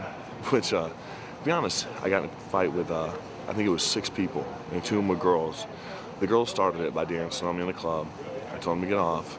The girl shoves me. I tipped her hat off her head. The guys surround me, start swinging. I just start pushing people out of the way. The bouncers jump on me. Then I just moved away. It was assault totally on me, and they found out who I was, and things could get blown up in Washington on the news, national radio. I'm like, what the hell is going on here? I'm more popular now than I ever was when I wrestled for this bullshit. But, fuck it. I'm a dick. I am. In a bar, I don't like people fucking with me. But it's not like I kicked some girl in the face. It's not that bad. Did an altercation happen between me and several people? Yes. Did they come out on the underside? Yes, they did. Was it just 2 girls? No. Are they gonna make it look like that? Of course, yes. But you can believe what you want to believe. I don't give a fuck. What happened now? Like, they had a warrant out for you? Yeah, I had a warrant, and they came and picked me up. You didn't even know you had a warrant, though, did you? No, my ex-girlfriend went next door and told the cops I was in a bar. But she was mad at me. It gets a little deeper. Ex-girlfriends, kind of cheating, kind of shit like that. A little soap opera stuff and thrown into the middle of stuff. Wow. So what's going to happen with all this? You're confident they already dropped charges? Or what? They have charges, but I have the greatest lawyer in the world. And plus 2, and I have like 5 signed eyewitnesses saying I didn't do anything. And the girl started the whole thing, and it was 5 people. And I was just protecting myself and did not even strike anybody. There was no hospital records. Even the examiner that came and I think somebody went to the emergency room or something like that, said there was no, I read it from the cops when they arrested me. They let me read the statements. There was no bruising of any kind, no signs of any kind of altercation whatsoever. So I even talked to one, he's like, there's no evidence. So. What is it about wrestling that makes you travel and dedicate so much time and so much energy to wanting to be a pro wrestler? The crowd. The crowd the best pay I have for the wrestler. The crowd and the junkies when they give me the hand and do a good job. This is my pay. This right here. What's the difference to you as an athlete, the mixture of shoot fighting, mixed martial arts as compared to pro wrestling? How does it vary, and what is more strenuous and hard on you as an athlete? Well, to be honest with you, I personally feel that I see a lot more injuries, a lot more things happen in the pro wrestling world. You know, in shoot fighting, I believe, is a harder training thing, but they're also concerned about their investment. And so if you start getting lit up too bad or whatever, the ref more than likely is going to step in before someone gets hurt too bad. But you know, the training is similar in some respects in that you have to work on a lot of technique, and you have to know your moves, your grappling, those types of things. K1 forces me to be in a much better cardio shape. It has forced me to have to learn different aspects of martial arts, mixed martial arts, different types of combat. So I've had to hone my striking skills rather than be able to just execute maneuvers and those types of things. You know, it's a lot more. Whereas in pro wrestling, you can get away with making a mistake. In the world of professional fighting, one mistake will land you on the canvas, so to speak. I'm doing UFC and K1. How long have you been training for that, and how does that sport differ from pro wrestling? I don't know yet. I really fought as a kickboxer and did some hook and shoots, like some minor league UFCs before it was even called that, before I started wrestling. And that was where I was a martial artist since I was 10 years old. And just, you know, just fell into place. I got to use it when I wrestled. Now that I'm not wrestling anymore, I want to go back to that.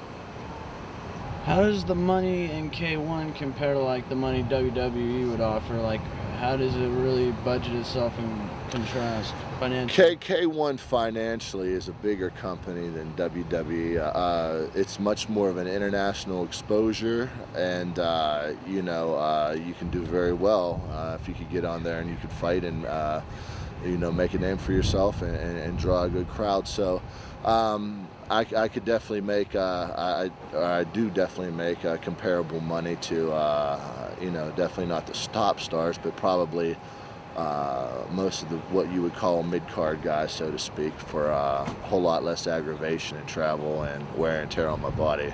Well, I remember you telling me you used to be a pro boxer. And amateur boxer. And you're a big, strong guy. Do you think, is there ever a chance that you'll go into like mixed martial arts? Like no, I'm too old for that. If I would have done it when I first started, I would have, but mixed martial arts wasn't big when I broke in. K1 definitely has the money to throw out to anybody that's a good fighter that can impress the crowd, and you know, they're always looking for good talent, especially American talent, because they do draw from the top fighters from all over the world, and actually the United States is a little bit lacking in the area of kickboxing and you know, as far as representation in that company, so to speak. How would you compare like your career in Mexico to your career in the United States? It was different, so different about the money and about the rings and about the peoples. It's different, but I'm from Mexico, and I love this country too because they give me a lot of jobs and experience. This is good for me. Compare the differences, and what do you like more, the United States style of wrestling, the American style, or the Japanese style? How would you rate compare them both, like, you know? Well, for me, I prefer Japanese style for the simple reason is there are certain maneuvers where I get to hit a person as hard as I want with like roundhouse kicks and clubbing guys to the back, and just I really can get a good ferocious side of a high impact type of thing. For me, it's not about running around and doing high maneuvers or trying to outdo someone. It's about standing there and, you know, taking a type of fight like a man and dishing it out and taking it. And you know, I just feel as though the style that I do over there, that probably not many pro wrestlers here in the United States would feel like going in and trying to do with me, so to speak. But you know, you know, it's about what I do is based in real fighting, the submissions and holds, that type of thing. And so I'm not nearly as much into running the ropes and doing the flashy things, but I'm a big guy. I like to stand there and just slug it out and get the job done. And so that's what suits me a little bit better than you know, running around and trying to do flips off the top rope. How would you compare like the mentality of a fan in Mexico as compared to the mentality, like the way a fan in the United States acts at a wrestling show compared to the way the fans in Mexico act at a wrestling show? It's so different, and this is why I love this country. I'm from Mexico, but this is why I love this country, because they respect in the United States. In Mexico is so different because they don't have the mind for the wrestlers. Different about the promoters and people, and respect. They respect right here in the United States. In Mexico is different. That was so different. Who do you feel you owe a great amount of respect to? My person who I cherish more in this life is Mr. Antonio Inoki, a legend and a visionary beyond human being. I mean, he's just, without words spoken at all, he's an incredible presence. And he's the man who I say I was touched by greatness when he trained me and taught me he taught me to a great amount of respect and confidence for myself, skill, knowledge, opportunity, and took me at a time, you know, without displaying it, never really acknowledging it, was just, you know, this amazing presence that came into my life. And I have the most love for him. He is the king, and he's just a truly amazing person. Remember that particular moment, working with him and being with him for the rest of my life. Yeah, you said you had a WWE developmental deal. Yeah, I had a WWE developmental deal. I got that in October of 2000, and I actually started training with him down in present-day Louisville, down in OVW, which is like their AAA league, and I was with them for about a year and a half until you know, there was a lot of budgetary cuts with WCW and ECW and the XFL going out of business, and a lot of stars that they were looking to sign, and I wasn't in their future at the time, so I was among those castaways, so to speak. But I went to 0-1 and made a very good name for myself in Japan. Very popular over there. I was voted the most popular foreign wrestler in 2002. They had a poll. And so I was the most popular Gaijin over that year. So I've done well. And, you know, as they say, you know, one man's trash is another man's treasure. So, you know, I got to go over there and learn about a better, not a better culture, but another culture and a better type of style of pro wrestling that suits me better as an individual. Can you tell me about your family history? Like, it was your father or your uncle that was... Yeah, it was my uncles that pretty much brought me to the big leagues. Alpha and Sika. Then we have High Chief Peter Maivia, who's our uncle, and Rocky, The Rock, who is my cousin. And I have the Tonga Kid, who's my brother. I have the late Yokozuna, who passed away, who's my first cousin. I have Samu, who's my first cousin, used to be my partner as a head shrinkers. His father is Alpha. So my sister is Alpha and Sika, my mother is Alpha and Sika's sister. Then we have Rosie, who's still in the WWE, who teams up with Hurricane. And we also have my younger brother, Jamal. And we got a few more Samoans that are about ready coming. So I guess we are the biggest family of professional wrestling today. That's like legitimately proven. It is. All you got to do the research. Who there was like really like a mentor to you? Who helped you, like, you know, get in to, you know, be widely accepted in the locker room? Who helped you, like, Big Show. Paul White's one of my best friends still, and he did everything he could. We were tribal buddies and friends, great friends. Is it just expected when somebody gets born in the family, like, you're going to be a wrestler? Is it like expected? No, man, it's never like that, man.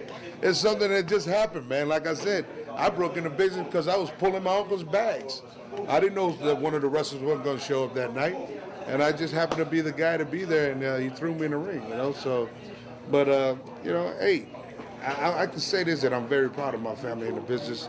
Most of the guys that are in the business now are, to me, very, very good workers. We were trained by one of the best in the business, and you know, as we move on and our kids want to come into business, I can almost assure you they're going to be as good as us, if not better. Can you tell us about what it was like getting in the business and getting in the power plant? Like how much of a struggle was it, and getting on TV? Like how was that whole process for you? To be honest, it wasn't as hard as it happened for a lot of people with me. My timing just happened to be superb luck, because Paul Orndorff was running the power plant at the time when I came in. The hardest part was not going through the power plant, but was actually getting an interview with Paul Orndorff, and it was from a friend who helped out a friend that worked in the office that changed a flat tire at 3 o'clock in the morning, did me a favor by getting me in an interview. Once I got an interview with him, it was done. He saw my gymnastics ability and how tall I was and loved it, and knew that I was a real fighter too, and he loved the shoot, and so it just fell into place. And 6 months later, I was on TV. What was that like, getting on TV in WCW? Like, was it a dream come true for you? Yeah, it was pretty crazy. It was.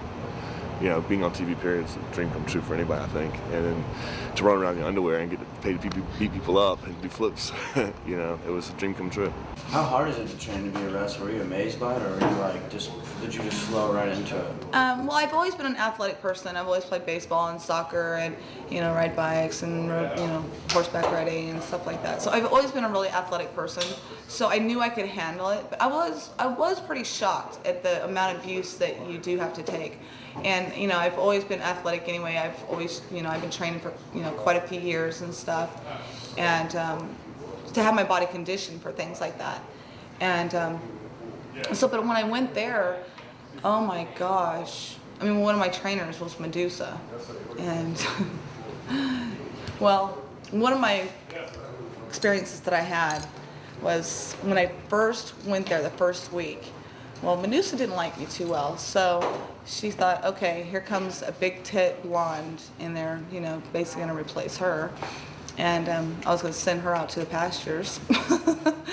So she decided, okay, well, since she was training, that she was going to have me run ropes all day long for 8 hours straight. And after that, by the time I got home, I was black and blue from here all the way down to my knees. And just black and blue. And it was crazy. And that following week, I had to go on to TV, and I actually pulled a lat muscle that I still have injured today because of that. So, yeah, I mean, she did what she wanted. She beat the hell out of me, but I wasn't going to give up. So, I was still on TV, and I still went over, and no one can take that from me. So. Primarily on the net, they'll be like, there's like the locker room enforcer on the SmackDown, or locker room enforcer on the Raw. What does that mean, like the enforcer? Like, what are they doing that's so different than the other guys who are just in the locker room getting a paycheck? You know what, man? Again, I'm not a computer guy. Pretty much listen to a lot of the stuff on the internet. I can honestly say, when I was there, the enforcer, there is no enforcer. There's only one enforcer, and that's Vinnie Mac. As far as what we try to bring to the table in the dressing room is that everybody pretty much work for the same goal.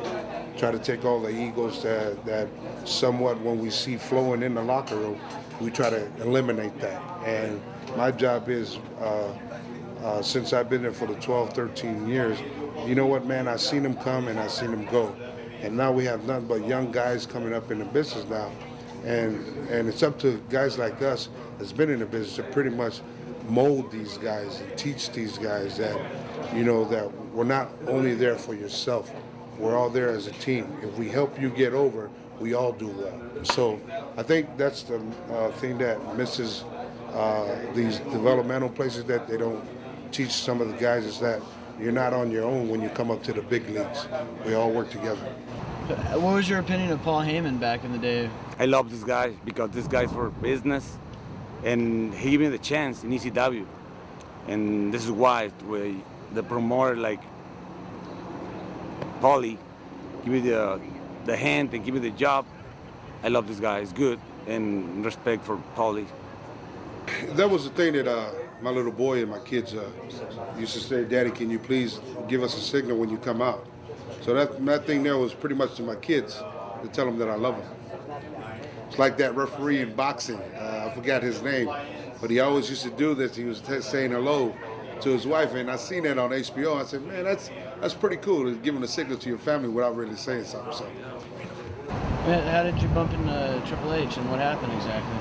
Triple H had come back to, apparently, and I was not aware of this, to pick up X-Pac, Sean Waltman, who I have on and off again been at one time engaged 2 years ago for a month.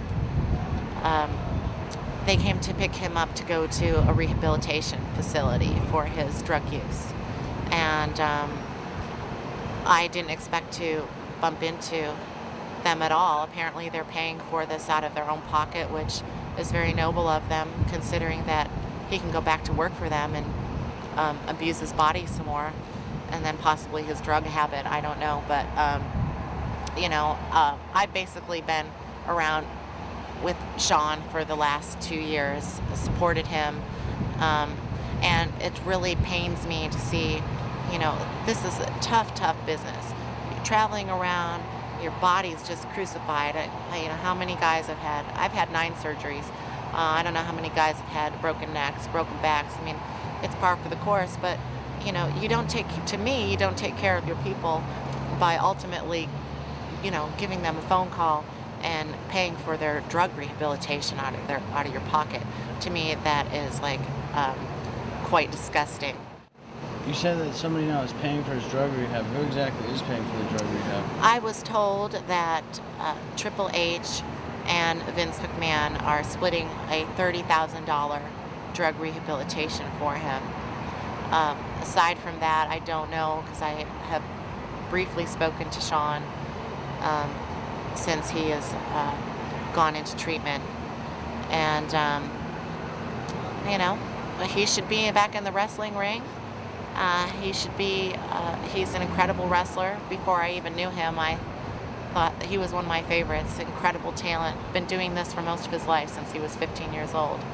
So I hope that he can work it out personally, and that he can go back to a company that treats him well and makes him shine as the superstar wrestler that he is. Balls Mahoney thought I was gonna do the job for him because I was hurt, which I wasn't gonna do. He jumped on top of me 1-2. I kicked out. He's like, "Oh fuck, Jack, come on, let me win at least once." I was you tripping. Went back to the ring. I hit it with my finish, 1, 2, 3. We went out. Went back to the hotel. Got drunk and did plenty of drugs. I did uppers, then I did downers, so I can go to sleep. How rampant was the drug use back in WCW? Was it just out of control? Yes, it was. Yeah, I think there were 3 guys who died, drug overdoses, while I was there. And you can see a lot of guys getting hurt. Wrestling is one of the things where, it's easy to become addicted to drugs because of the schedule. A lot of times, if you don't work in wrestling, you don't get paid. So, guys are doing crazier and crazier things as time goes on, and they're using that as an excuse to abuse drugs. I don't think there's nothing wrong at all with using drugs, I think. Long Island iced tea with a splash of peace knots and a Heineken. The breakfast drink of champions. I'm gonna send out one to my buddy. I said my bloody. Sandman, I wish you was him, bro. I heard you up in Philadelphia, Delaware County, doing some community service with the penal system. Hope you get out and walk straight. That's probably impossible for your ass. So just get the fuck out, bro. Here's a controversial question now. Like in the wrestling business, and if you don't want to answer this, no, it's fine. drugs, painkillers, pills, steroids, all these Mhm. things have been predominantly associated with pro wrestling. In your opinion, like, is that trend continuing, or is it kind of pulling back now? Well, that's hard to say in terms of, you know, I haven't been up in the WWF locker room for quite a while, so I could not tell you exactly what the trend is there as far as use of those something like steroids. You know, I mean, I would I would assume, I would guess, you know, that there are you know, that there are guys using things that are you know, going to help them keep size on, because you have to understand that the situation they're put in is so competitive, you know, and that they're looking for, you know, be over their shoulder that somebody that might be built a little bit better than them or might be a little bit more ripped might take their spot, you know, and it's you know, I feel as though that, you know, they're put in a lot of situations to where, you know, there's a lot of you know, I don't know if paranoia would be the best word to use, but there's that situation to where you feel as though you have to do everything you can to still keep that spot, still keep your spot on the roster, so to speak. We asked about the drug use. I don't really know how much drug use there was going on. There might have been, you know, I mean, in every sport, I'm sure there's a certain amount of drug use being used, like with steroids and you know, different type of supplements and stuff. Basically, when they're going through, you know, all the abuse that they take, they're gonna have to do some type of drug to be able to handle it. Painkillers? Yeah, painkillers, steroids.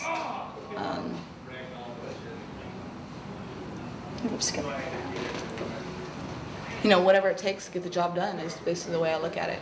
You know, I spent the better part of my youth being creative thanks to drugs. That's my personal opinion. I don't recommend it for anybody. But it's really easy to get addicted to drugs in the wrestling business because everybody's basically full of shit. You know, just like my friends who are off camera. So yeah, it was pretty bad. It's just, you know, no one forces you, but if you want, you know what, it's kind of one of them things where, like, when you're in Rome, right? You know, if you got a wife and kids and you got to pay a mortgage or whatever, and you know, you got to work. So, you know, you take pills that mask the pain. Pain gets worse, the injury gets worse. You know, that's just part of the game. Can you list off the drugs that were backstage in WCW? Was it just painkillers, or was it much more crazy? You know, you're gonna start fucking around with that crutch. Painkillers. You know, I'm sure there was more. You know, I didn't actually see anybody do drugs, but you know, there were a lot of people. Like, you see the mystery crutch coming through the back door? That's a drug abuser. Pain pills were the big one. Pain pills and sleeping pills. As far as painkillers go, you know, I could not condemn that one way or another because, you know, who's to say in 5 years from now, 10 years from now, if I've had enough injuries that I wouldn't need something to kind of help me from not waking up in utter pain, you know, whether my knees or my back, you know, and those types of things, you know. But, you know, there are you know, there are people, you know, that you run into that they need that stuff to, you know, maintain a normal existence and not live in pain. So who am I to say? It's just one of those things to, unfortunately, you know, the business of pro wrestling is dangerous. Things do happen. It takes a toll on your body. Let me ask you this, what do you think of the pro wrestlers out there that, you know, a lot of them use drugs, but they don't admit it, they don't speak on it openly. Why don't they speak on it openly, and what are they afraid of? Well, Mike, this is a business where if you step on the wrong toes, or step on the shoe that's got the wrong toes in it, you could stand a chance of not getting somewhere. So this is a business where you a man, but you pretend to be a boy, to allow somebody like Vince McMahon or whoever that's paying you, you can't say nothing against them or their company because that's a policy. It's almost like being a cop. You know you got dirty cops, but you got to play the game. You understand? So this is a business where you got to play the game. Unlike myself. Like with the Eddie Guerrero special that came out just a few months ago, it showed like how predominant in some cases for some wrestlers, drugs are very a necessity in some cases, or pain pills, stuff like that. How does that affect the business, and how's it affecting wrestlers? Is it kind of that thing, is that ending, or is that just very strong right now on the business end? Well, me personally, I've never seen none of that, so I wouldn't be able to touch on that. As far as Eddie, I can personally say that Eddie is a very class act in himself. He's now a godly person, and I'm very happy that God touched Eddie in the way he has now. So I guess everybody has to pretty much do dirt in order to learn. I don't think there's really no harm in it. You know, I'm not saying about doing coke and speed and all that type of stuff, you know, that's not so good. But, I mean, if someone has to do steroids, you know, because maybe they have back problems or, you know, whatever the case may be, you know, if it gets their job done and it, you know, that's my biggest thing, you know.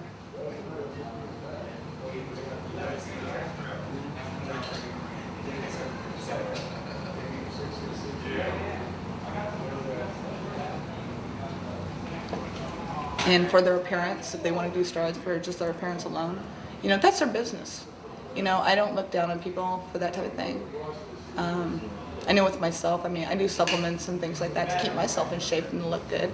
And, you know, I'll admit, you know, I even get like cosmetic surgery and things like that to keep myself looking good. So, I mean, you know, basically if it's going to make someone feel good and keep them working and stuff, hey, go for it, you know. That, you know, as long as it's going to be a market that is shrinking and there's going to be less and less spots, I feel as though that there's going to be more and more guys trying to do take advantage of anything that they can get their hands on to try and give them some sort of an edge. New Jack is what my buddy Wildfire Tommy Wrench would say is a rebel. You understand? I made a name for myself in this business years ago, and my name will carry on years after I'm dead and gone. If I see it and it's wrong, if you ask me about it, I'll speak about it. Are there drugs in this business? Yeah. I don't mean prescription drugs, prescribed drugs. I'm talking about cocaine and marijuana and crack and acid and uppers and downers and in between. It's all in this business, all right? And the majority of the cats in the business, they do something. They just won't admit it. As far as the drugs and all that, I've never personally seen any myself. Most of the cats in this business know somebody that's doing something, but they won't say nothing about it because they know that if the wrong ears hear it, then they can lose a job. Me, myself, I don't give a fuck. Is it in WWE? Yeah. Was it in ECW? Yeah. WCW? Yeah. Puerto Rico and Japan? Yeah. But they don't want nobody to know. Have I ever done them? I done probably done everything I goddamn mentioned. I don't do it as bad as I did, but at once upon a time, I was doing everything. They didn't give a fuck. But it was guys that was working with me that was doing it and would beg me to not tell they was doing it. You know what I mean? There's a list of them. I done seen everybody in this fucking business almost do something one time or another. You know what I mean? Kind of controversial in the wrestling industry, like the drug use or the pill popping, stuff like that. Like, to what extreme has it gone to? Is it getting more under control, or is it getting more and more out of hand? I don't know. No comment. All right, cool. Where's this going? Where's this? The whole drug situation is out of control. It's gonna always be out of control. You understand? It ain't nothing you can do to stop these motherfuckers. They gotta stop themselves. And most of them stop themselves by dying. When they drop dead, then they gotta worry about it no more. I done lost a lot of cats in this business. And I'll continue to lose them. You know what I'm saying? Because drugs is just a part of the entertainment business, period. That's the best I can tell you on that one, Mike.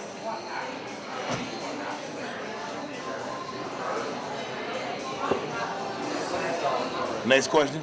Can you introduce yourself, man? Yes, I'm Toby Hero with Tabitha Stevens, and we're also here supporting my sister China Doll.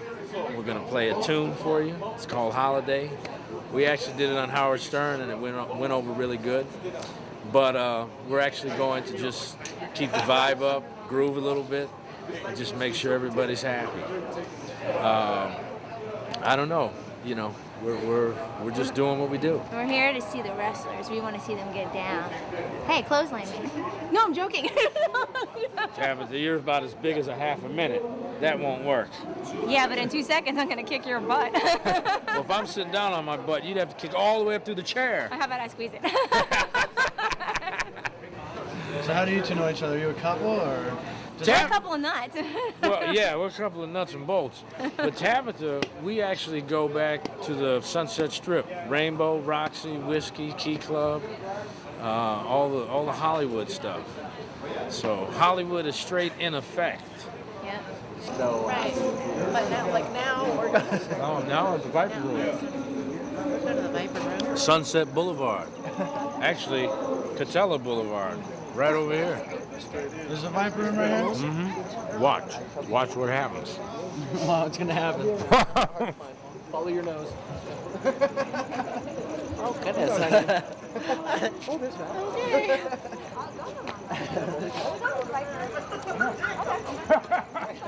Come on in the Viper Room. I can't go.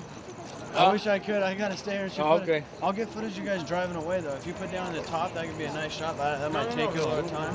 Viper Room. This is it.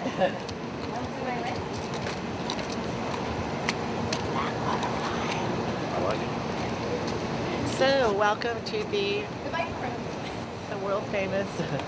Oh, girl, come on over. Come on, don't be shy. Don't be shy. Don't be shy. Step on up. Step on up. Okay, what do we do here? What you want? You want a little Jack? You want a little 7-Up? You want a little Moet? No, that's for later. Oh, not like I don't work here or anything. Should we absolutely salute? Well, come on with it. We could trash this whole thing a little bit. Trash it. I mean, feel good. I don't know what you're saying, but I can tell you this. I am the cocktail waitress. Qu'est-ce que c'est? Okay, qu'est-ce que c'est? Okay. Did we get any? Hey. Did we get any plastic cups? Dilly. I got plastic Is this surgery. like a tailgate party? Yeah, old school. You have plastic Old cups? school's the only school. Oh, do we have any cups or what? I'll run and get some. Okay. Okay. 1, 2, 3, 4, 6, 12. And I think We have a special celebration. Oh, wait. A celebration of the music. I love that. The music. The music. As I'm on the phone, I'm like, that's the music. I've got the manager right now. There's a manager right here. He's going to boost us now. Hello. We'll drink to them. Beep, beep. Wait, then you gotta make love to the bottle of music. Oh, that's my job. Wait, what position was I doing? Can I ask you about that one tape, the sex tape supposedly? Can I Oh, ask you- sure. Like, tell me, like, what exactly what gave you the idea to make the sex tape, and did you actually really make that? We actually did. We thought it would be a good idea because we were very much in love, and it was kind of silly and fun and intimate, but I mean neat at the same time. So what a personal issue kind of became. We were like, this is great. So we can take this and share it. It's kind of funny because sometimes your personal life is so out there anyway that we decided to go for it and let people see it. So, like, whose idea was it? Was it Sean Waltman's idea, or your idea? It's actually my idea. And Sean was cool with it? Very cool with it. Like, is he still cool with it? I would imagine so. What, are you guys still dating, or is No. it? No. So that's pretty much a thing in the past now? That's a thing in the past. So it's hard that way, but because, you know, it was all out of love and it wasn't like a gimmicky thing, I'm more than okay with it. We're having a tailgate celebration. I can work on it just a little bit like this.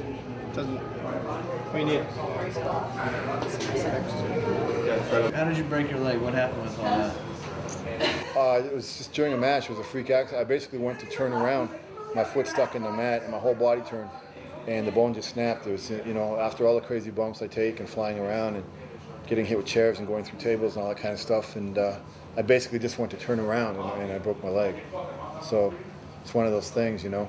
I don't really do drugs. I stopped doing drugs. Don't recommend it. It's not good. I've been injured a lot, I know that, especially me being with Major Guns.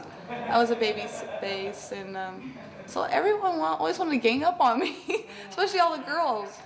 There was quite a few times when, well, in fact, there was this one time I had a match with one of the girls, Paisley, and her and I were supposed to go at it. And she was supposed to do a backflip, and she was supposed to kind of give me an elbow after she landed. And, well, she didn't land and elbow me. Both of her feet, when she did the backflip, both of her feet landed right in my chest. So I hit the turnbuckle, and down I came and hit the mat, and I was just gasping for air, and I thought, oh, God. I have had countless injuries. Broken rib, broken foot, broken hand, collapsed lung, you know, even technical injuries, like I had fire shot in my eye one time. Like I said, didn't make me look different towards wrestling, though, the industry. For me, the more serious that my injuries got, the more it was a true physical injury, so it meant something different to me. But no, I mean, like I said, I think the thing that has disturbed me the most is the care of the injuries, and what guys, the types of injuries now maybe that the guys are getting that don't need to be there, you know, for their own, for acknowledgement or for a spot or something. But as far as getting physical injuries, you'll never meet any group of people who are tougher, who can take it. You know, when you're an athlete, you always have injuries. Relax, big man. I know. Yeah, you sprained it pretty good. Okay. You need someone to tape you up, right? Yeah. I'll tape you up. I'll tape you up real good. Go ahead and just relax and keep it up a little bit for a while. Okay? You can put your shoe back on. How about this? Come on, man. Twat, I clung to you. It's not my fault. I'll figure it out later. Like I said, just relax it. You'll be okay. Just, if you have any more problems, let me know. All right.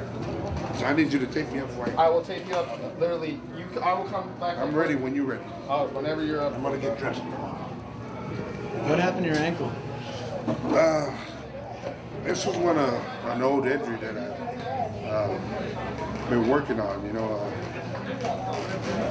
I sprained it in South Africa probably about 2 months ago, and it's just one of those things one of those injuries. If you don't lay off of it, that it keeps on coming back. And in our case, you get hurt and you're still working. You know, you never really want to take time off when you're figured in. You know?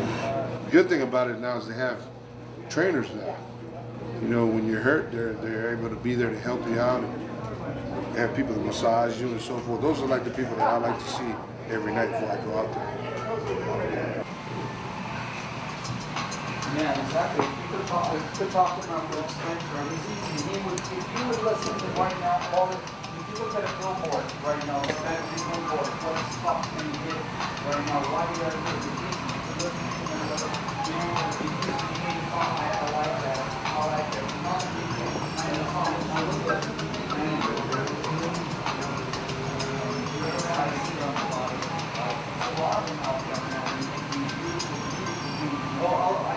I'll answer over here. Because the fact there's a way for it. If you cannot get a record deal, understand why exactly why one Finish. is fun here. Hi, boys and girls. It didn't hurt, man. I mean, fuck, look at my fucking face. Think that goddamn bullshit hurt? Come on. Thank you, bro. All right. Thank you. It was good meeting you. All right, you too, man. New Jack, how did he inspire you, and how did he have an influence on your career? One word, gangster. New Jack is straight up gangster. I look at New Jack, he's over there hitting people in the mouth, busting their head with vacuum cleaners. That's gangster. Now, when you have a gangster like me, looking up to somebody like New Jack, it's all good. So I'm like, you know what? He's a gangster. I'm a gangster. It's all good. I can relate to him. You know what I'm saying? So that's what inspired me. Gangsterism.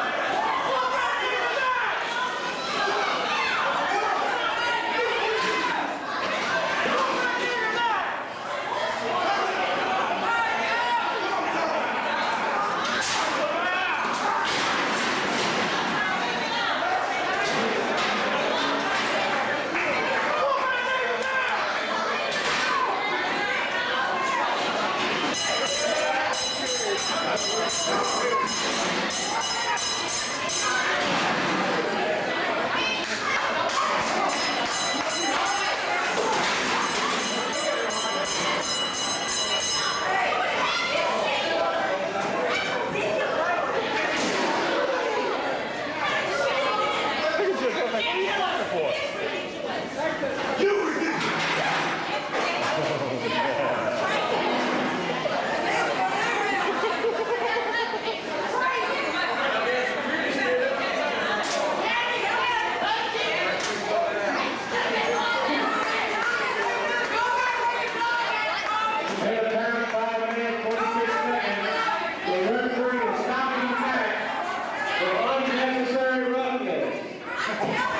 It's a hardcore match. Is this supposed to be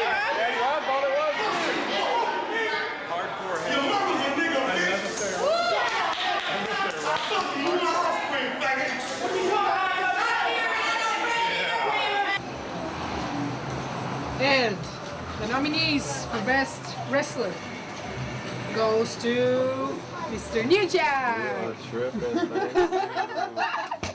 my thing, you silly woman.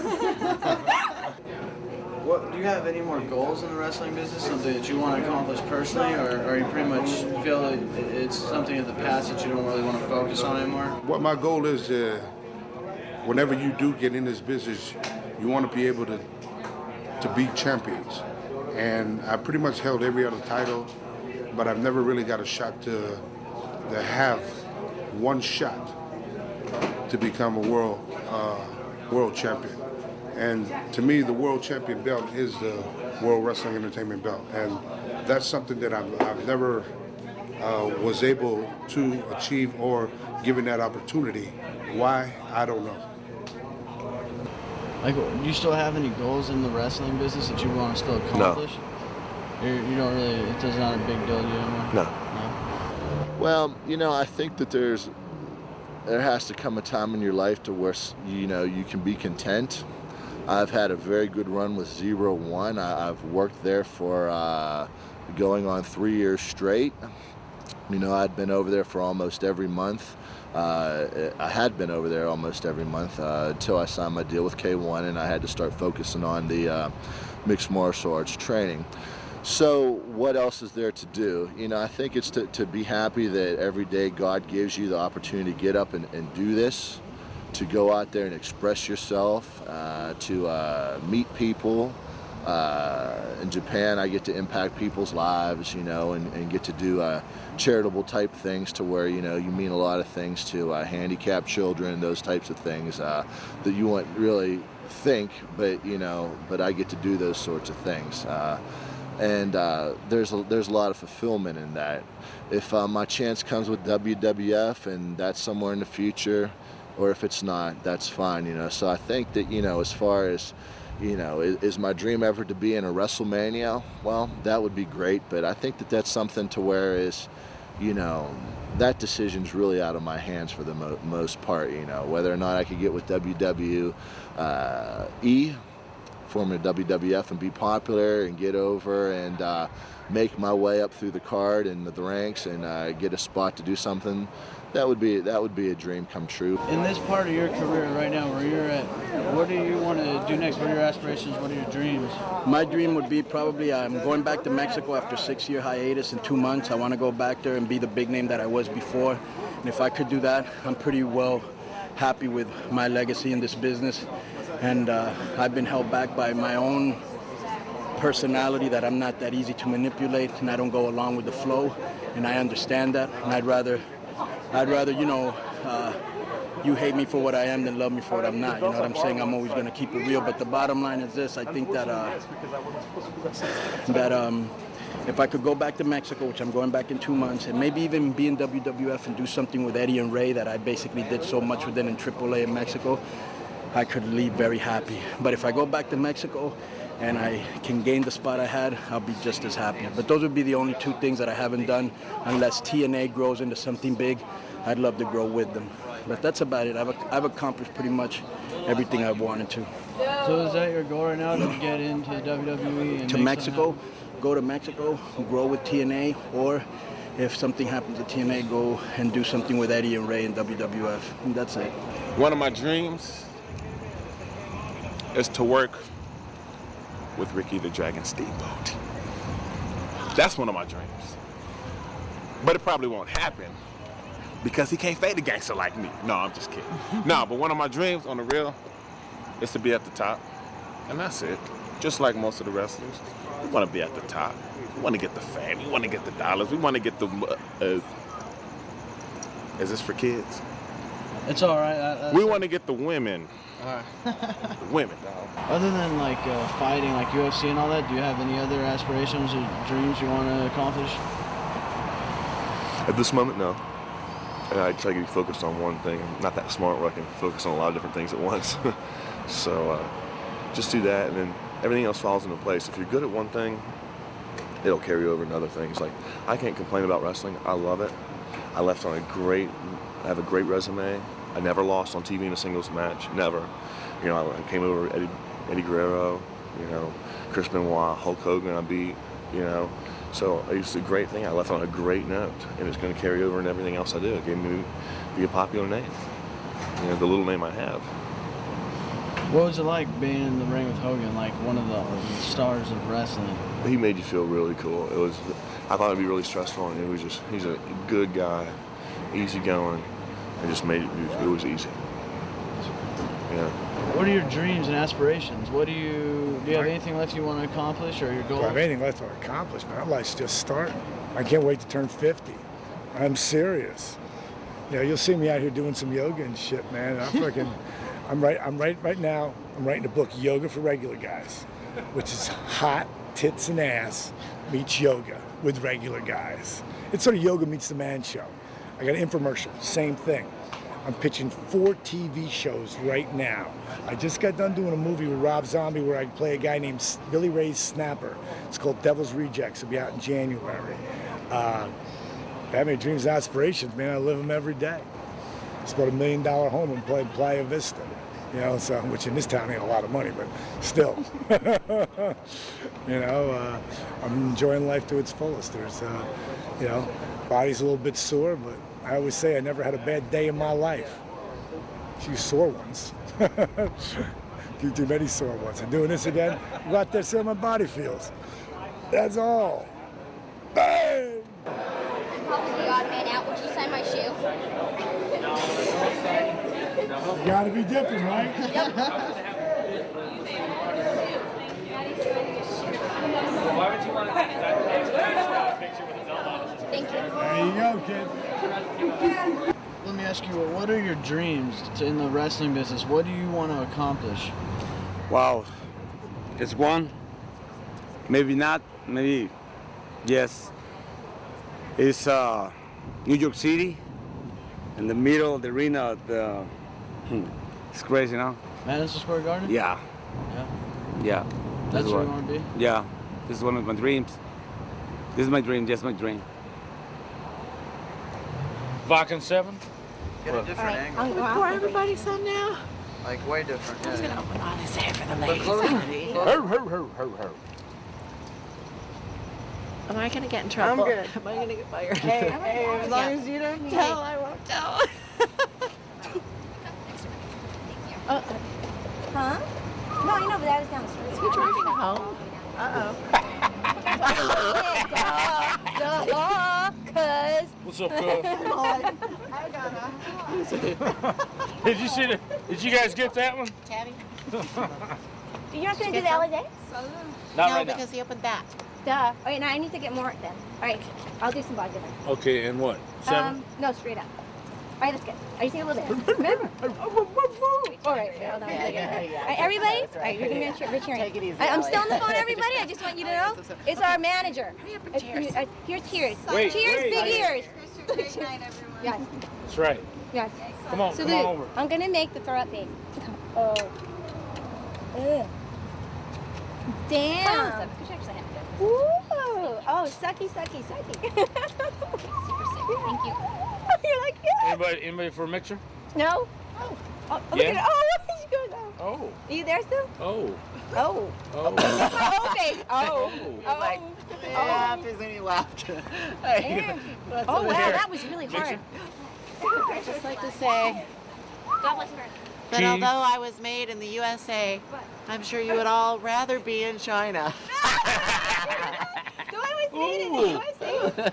I'd rather be in And of China. course, we did have an offer from Prince under the label of formerly known as for a vagina record. I'm a sex shooter. I can't sing. Bologna. What do you Bologna. Sometimes it goes right out your nose like orange juice and milk. Okay, go. Wait, cut? What? All right, guys, we have to go to the after party. It Yeah. goes till 6 in the morning.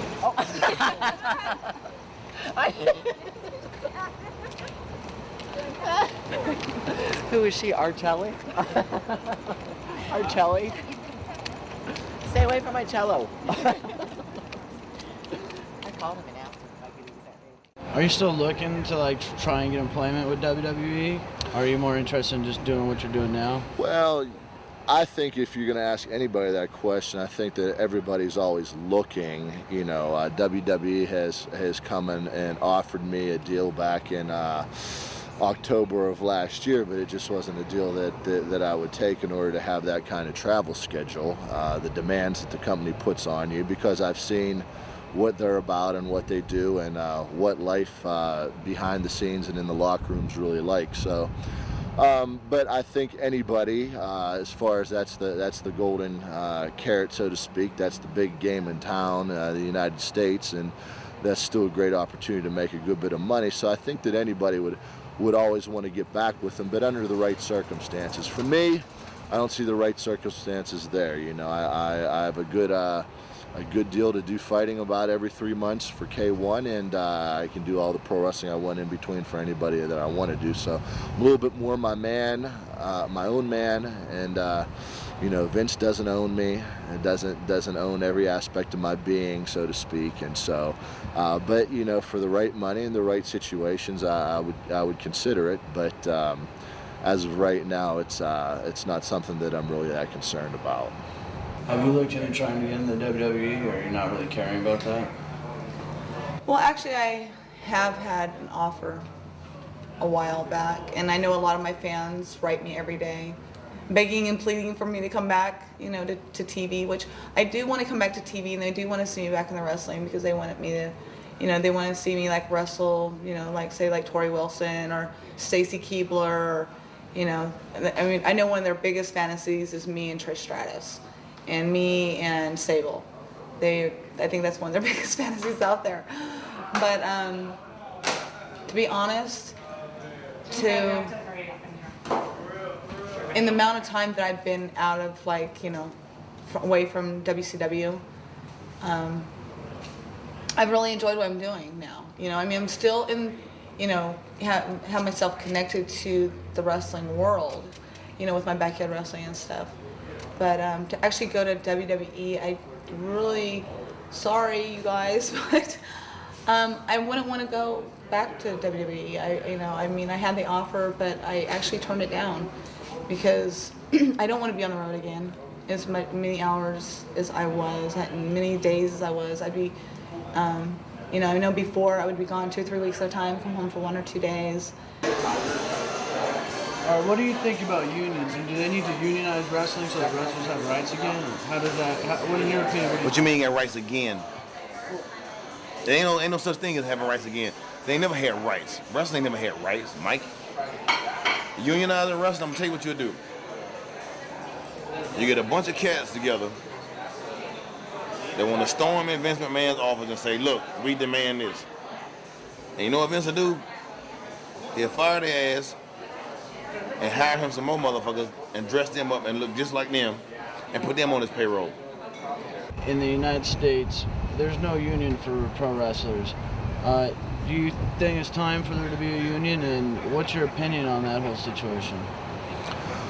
I'm definitely a fan of unions, you know, provided that they're implemented properly. I definitely feel as though it's a fact that, you know, professional sports, athletes in, say, football and basketball and the other avenues command a much higher percentage of the total revenue, so to speak, whereas it's very hard. I mean, that's an interesting political question. Could it be done right now? It'd be very hard, since that there's one major company that's paying the big money, and they basically get to set the standards of wages and work situations and that whole thing. So to start a union right now, and I know that WWF is very against any type of unionization, any type of collective bargaining type of situation. Should there be a union for wrestlers? I think so. I think there should be a union. I think there should be a substance abuse program, because guys do get hurt, and guys do unfortunately get addicted to painkillers and sleeping pills due to the schedule. If we get hurt, we're basically screwed. I think there should be a union, definitely. We got to pay taxes. We got to get a wrestling license. We got to, I think that there should be health exams, because some guys, they don't know when they're sick. Guys are dropping dead from heart attacks, and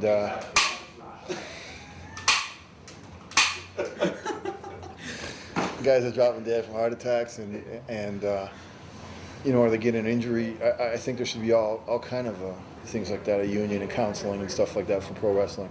Wrestling, you never see it unionized. You know what I'm saying? It just don't exist in this business. There's no such thing. That's a great dream and a great wish, but it'll never happen. It will never, never, never happen. Because in this business, you can be offered $1 million contract, but there's always a clause to it. And with the clause, they can give you 10 years or 5 years or 2 years, whatever, and they got a little hook, and then they get snatched away from you. So unionizing wrestling, bro, forget it. What's your opinion on unions in wrestling? Do they need to have a union, or? I think not necessarily a union, but I think that the guys need to get it together a little bit more. That's also festered in this industry, to be competitive amongst each other, or to get an attaboy after you go and, light yourself on fire. If the guys would figure out that, you may get in trouble, or you may lose your job, or you may, do something that's not okay, but there's power in numbers, and when you don't stand alone, then you start to get treated in an appropriate way, in a necessary way, something so needed in this industry. And I think if they could start to, stick together and brush up on some of the problems which we've just discussed, it'd be a step in the right direction. I would like to see it happen. There are so many people that you see that they get used, they get thrown away, and then some very sad situations. I mean, not discounting the fact that there are some people that don't save for the rainy day, so to speak, and squander what they've made. But the sad thing is, though, there are a lot of guys that really have given a lot of years of their time and stuff to a lot of fans, and have been used and made a lot of money, and right now have nothing to show for it. So I think that there's definitely a situation. The question is, it's been tried before. How do you implement it whenever you don't have competition amongst? I think it would have been an easier, feasible situation several years ago, whenever you did have the ECWs and the WCWs, and you had a little bit more strength. There's no union for wrestlers. Do you feel that a union needs to be established, or what's your opinion? Man, you know what? I'm from the old school, man. My union, there is, I don't even, I'm so used to just not having a union. Coming from the old school, you just take care of yourself. And now they're giving stuff as far as developmental contract for guys that go train, the guys that go work out. You know what I mean? And back in our day, we didn't have that. So I guess it would be good to have a union. So it's a good idea to unionize, but I mean, fuck. If Vince McMahon says, no, I don't want you to unionize, I'm not going to have that shit in my company, and he fire your ass, then where you going? TNA? Yeah, right. TNA is now a Disney attraction. Fucking A. Alright?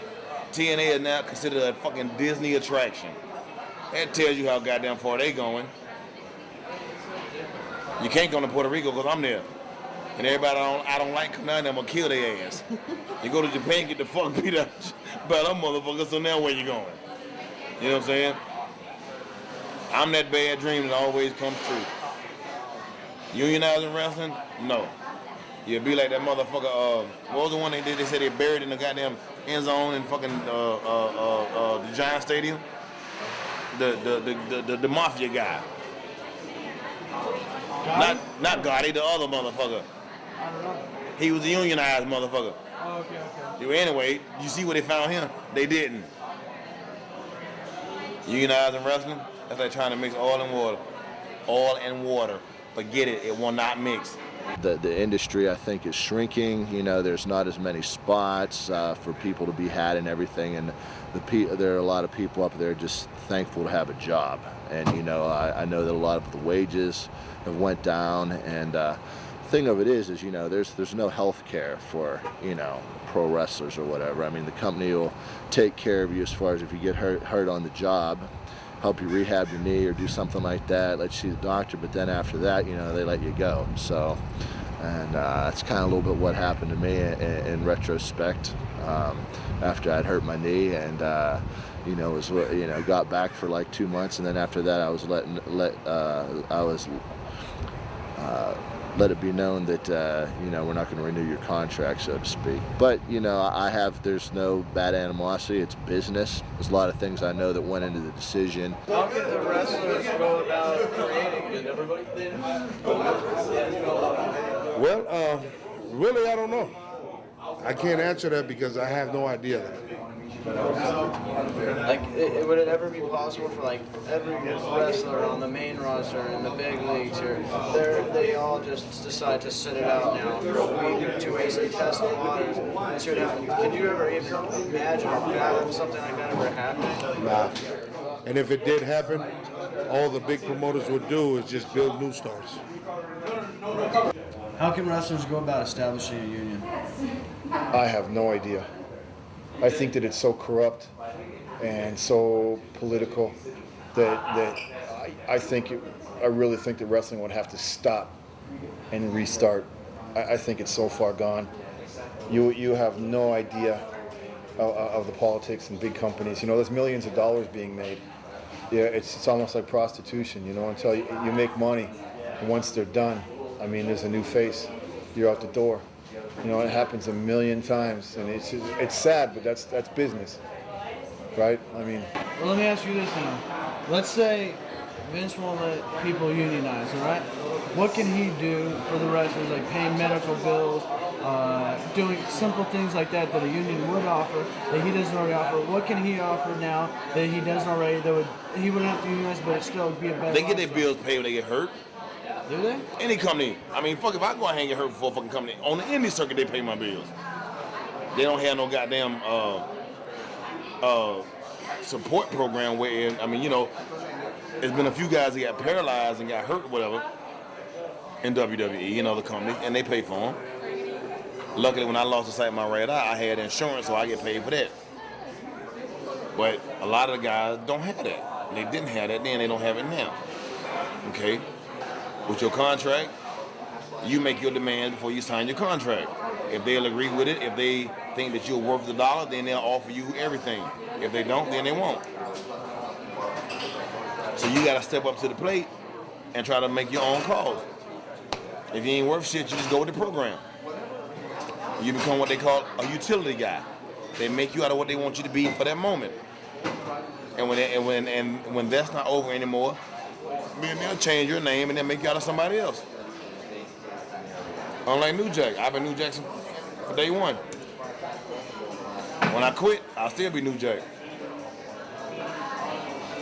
I would like to see it happen, though. You know, I think that you know, there needs to be some sort of protections put in place. You know, it's not to rake promoters over the coals, so to speak, or take advantage of any situation. But I think it would be good if there was some safety nets, or you know, a little bit better standard of living, some things that were provided that's within reason. But like I said, it's been tried before, and usually those people that try it don't end up having a job for too long. So, you know, it's just one of those things to, you know, hope for, but it's kind of hard to say if it'll ever happen.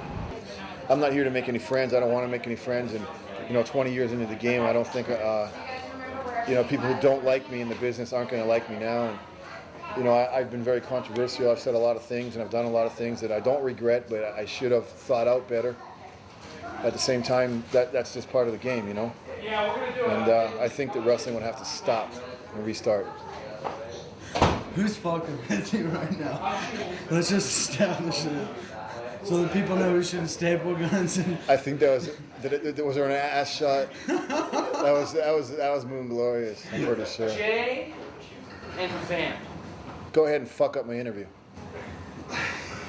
We're ready for it. Okay. I'll be right there, dog. You want to continue this? We're doing I guess I should say ready-ish, but we've only got 5 minutes because of the sun. Yeah, okay. You got Take anything? your time. You want to just jump right in on my shit some more or what? I mean, I'm kidding, man. If you want Fuck. a good interview, you're gonna come talk to me. Ooh. Oh. You see? What's your opinion of Vince McMahon? I don't have a lot of respect for Vince McMahon. I think as long as I've known him, he's never been an excessively kind person. He's run completely by ego. I think he's opportunistic and he's too competitive. He doesn't get the bigger picture to me. It's all about dying with the toys or the people around him. And so I don't have a whole lot of respect for him. I never did. I think he's brought to people what they love to see, and that's great, and so people will love him for that. But knowing him on the inside, I continue to fall in love with the business rather than a person who might be responsible for monopolizing it. What's your opinion of Vince McMahon, like on a personal level? You got to know him. No comment. No comment. So I want to take this time out, in case Vince is watching or whoever else is watching, to pretty much say thank you for giving me the opportunity to be able to put my kids into college, for giving me the opportunity to be able to live the life that I live, for giving me the opportunity to be able to take care of my whole family. And being an island boy coming to the ghetto of San Francisco, California, the swamps, and being able to go up to New York City and being able to give me my first contract at the age of 19, it's, you know what I mean? There's nothing else I can say about WWE but good things. Just because I've been released just recently, there is no hard feelings. Again, I'm a professional at what I do. I think my action speaks for itself. And if nobody knows me, all you got to do is ask a wrestling fan throughout the world. So I think I've done my job as far as paving the way for such new talent. Where do you predict the business is going to be in 5 years from now? Believe it or not, I really do predict this. I don't know where it's going to be in 5 years, much less in 1 year. But I can tell you this, that in 5 years, WWF or TNA will have to have their own Latin American division, because by then somebody will be running wrestling for Latins here. It's going to change the face of wrestling, because you're going to have to give Latinos their wrestling. Just like right now, all the pay-per-view is bought by the Latino fans. I see Oscar de la Hoya, Felix Trinidad, Ricardo Mayorga, Fernando Vargas, those guys. Just like Julio Cesar Chavez in his day, Hector Camacho. And same thing with wrestling. You're going to have lucha libre or wrestling geared to our Latin market, guaranteed. Vince McMahon has gotten lucky that nobody else has had the money or has had somebody show him the way yet, but they're starting to find out. And a big business, whether it's Televisa or Galavisión or Pemex or some big Spanish conglomerate, Univision, maybe even NBC in Espanol, will find out, and that's going to be the wave, I would say, in 5 years, lucha libre or wrestling geared to a Latin market. I got shot and had surgery in my stomach. I had 2 bullets with 22 hit me here. Can you tell me about it? Like, how did that happen? Was that a drive-by or what? Yeah, it was a drive-by, and back when I first started my career in 1987, 86, just being at the wrong place at the wrong time, went to visit a friend, and had a car roll by, and bullets went off, and we all hit the floor, and I had a glass of milk in my hand. When the shots went off, we hit the floor, and as I was laying there, all of a sudden I noticed I had the milk was mixed up with blood. And they took me to the hospital and told me I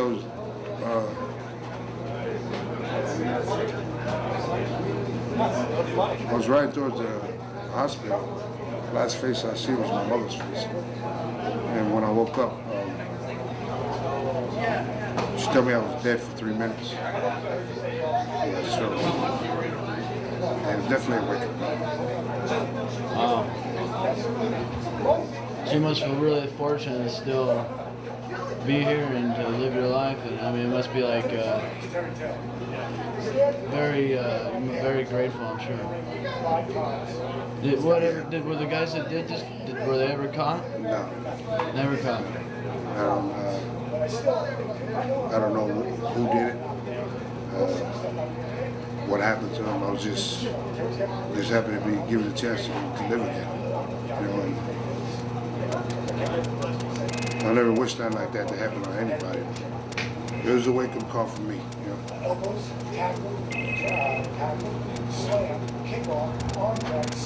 Hello?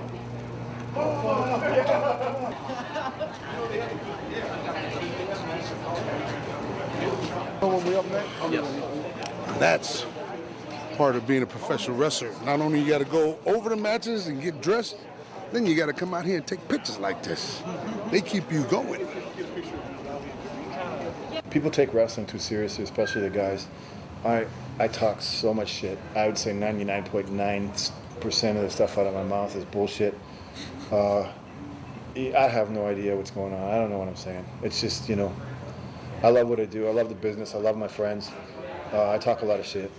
You know, the guys who take the business seriously, you know, get a life. You're a bunch of marks. You read the internet. You believe the gimmick. You think you're over because you're on TV. All you are is, it's just a job, man. Fucking relax. I'm here to make friends, you know what I'm saying? I'm here to get paid. It sounds like Triple H and Stephanie did some wrong shit. Like, if you had, like, one thing you wanted to say to them, what would you want to tell them? If they were right here, this camera's on, what would you tell them? I wouldn't say anything. I would have nothing to say to them. I mean, these are, like I said, to be able to generate a multi-billion-dollar company. I mean, I think that they're people that know what's right and wrong and what's good and bad. Things speak for themselves. No, I wouldn't have anything to say. I'm smiling. What's holding the business back from evolving right now? That the guys in charge aren't doing business. You know, they're not. You know, look at WWF. Tell me, am I right or am I wrong? How many people wouldn't like to see Booker T in a bigger spot? How many people wouldn't like to see RVD in a bigger spot, but they're being held back because somebody doesn't like him? Why can't they find nothing better to do with Rey Mysterio? Is Bradshaw the best you can do as a champion? You know, he's obviously a favorite of Jim Ross and Michael Hayes and Bruce Pritchard, that Texas clique. And, you know, business just isn't being done. Look at TNA, Goldilocks. She gets more interview time than half the people there. She's in better storylines than half the people there. Why? She's got zero talent. Why do you think WWE's business is going down right now, even though the money seems to be good right now, at least in the office it is, but the wrestlers' pay is not doing well, the house shows are going down, everything's like, they're barely drawing 1,000 people at a show sometimes now. Why do you think this is happening? Well, Vince McMahon would always say it was because of him that, you know, the business. But the reality is that it's the talent. It's the people that make up, you know, the entity of wrestling. He's lost talent. Talent's not happy. They look tired, quite understandably. I mean, how long can you go like that? Eventually, you know, it's just not going to work that way. That's my opinion. You know, the fans are still there more than ever. But, you know, if you don't have the product to show or display, how's it going to work? How's it going to work? And I think you'll have more people and more fans who are loyal fans who are starting to go the opposite direction and say, you know, we don't agree with that. We don't want to see that. That's the way it always has been. They would watch what they want to see. Now maybe they're not watching what they don't want to see. Do you think the main holdback and everything is creatively, or is it just like people? I just told you politics. People that, I like this guy, he's got a good look, let's put him here. I don't like this guy because I don't get along with him. Even though the people love him, I don't like him. Why don't you let the people decide who they like? It makes your job a lot easier. That's exactly what I'm talking about. RVD and Booker T don't get bigger pushes because somebody doesn't like them. And the people, you know, they're feeling them. You can't find something better to do than Rey Mysterio. He's one of your biggest merchandise sellers, one of the best wrestlers you have, one of the flashiest dressers. All kids think he's a little kid and they want to play with him, and you can't find better storylines for him. He isn't in a better spot than he should be, but you know what I'm saying? He's like treading water. All right, cool. All right. Oh man, back to the interviews, huh? Well, like I said, see, wrestling gets me the girls. What's your name again? No hair. Ain't she pretty? Yes. That's how it is, dog, when you got the bling, dog. Hey, let's get out of here. I ain't got time for this interview. Let's do our thing, girl. Yeah. Let's go see Johnny. Get that thing out of here for a second. New Jack is the originator. You understand? These niggas is motherfucking imitators. So you know, I don't take second seat to nobody. You know what I'm saying? I've been doing this. You know what I mean? I'm the original gangster. Them niggas the original pranksters. They can't fuck with me. You know what I'm saying? They got me like having sex going up here. They got me fucked up. You know what I mean? So it don't mean shit to me. You know what I mean? You didn't tell me you were going to ask me 100 questions. My baby mom back there in the back somewhere hiding. You don't like that? Fuck you too. And baby, believe it, this will be another segment of my shit. It ain't like Mr. Rogers, you know what I'm saying? We ain't in the neighborhood. We in my boyhood, so fuck you.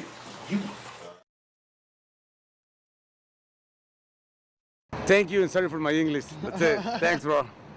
Thank you. Love you.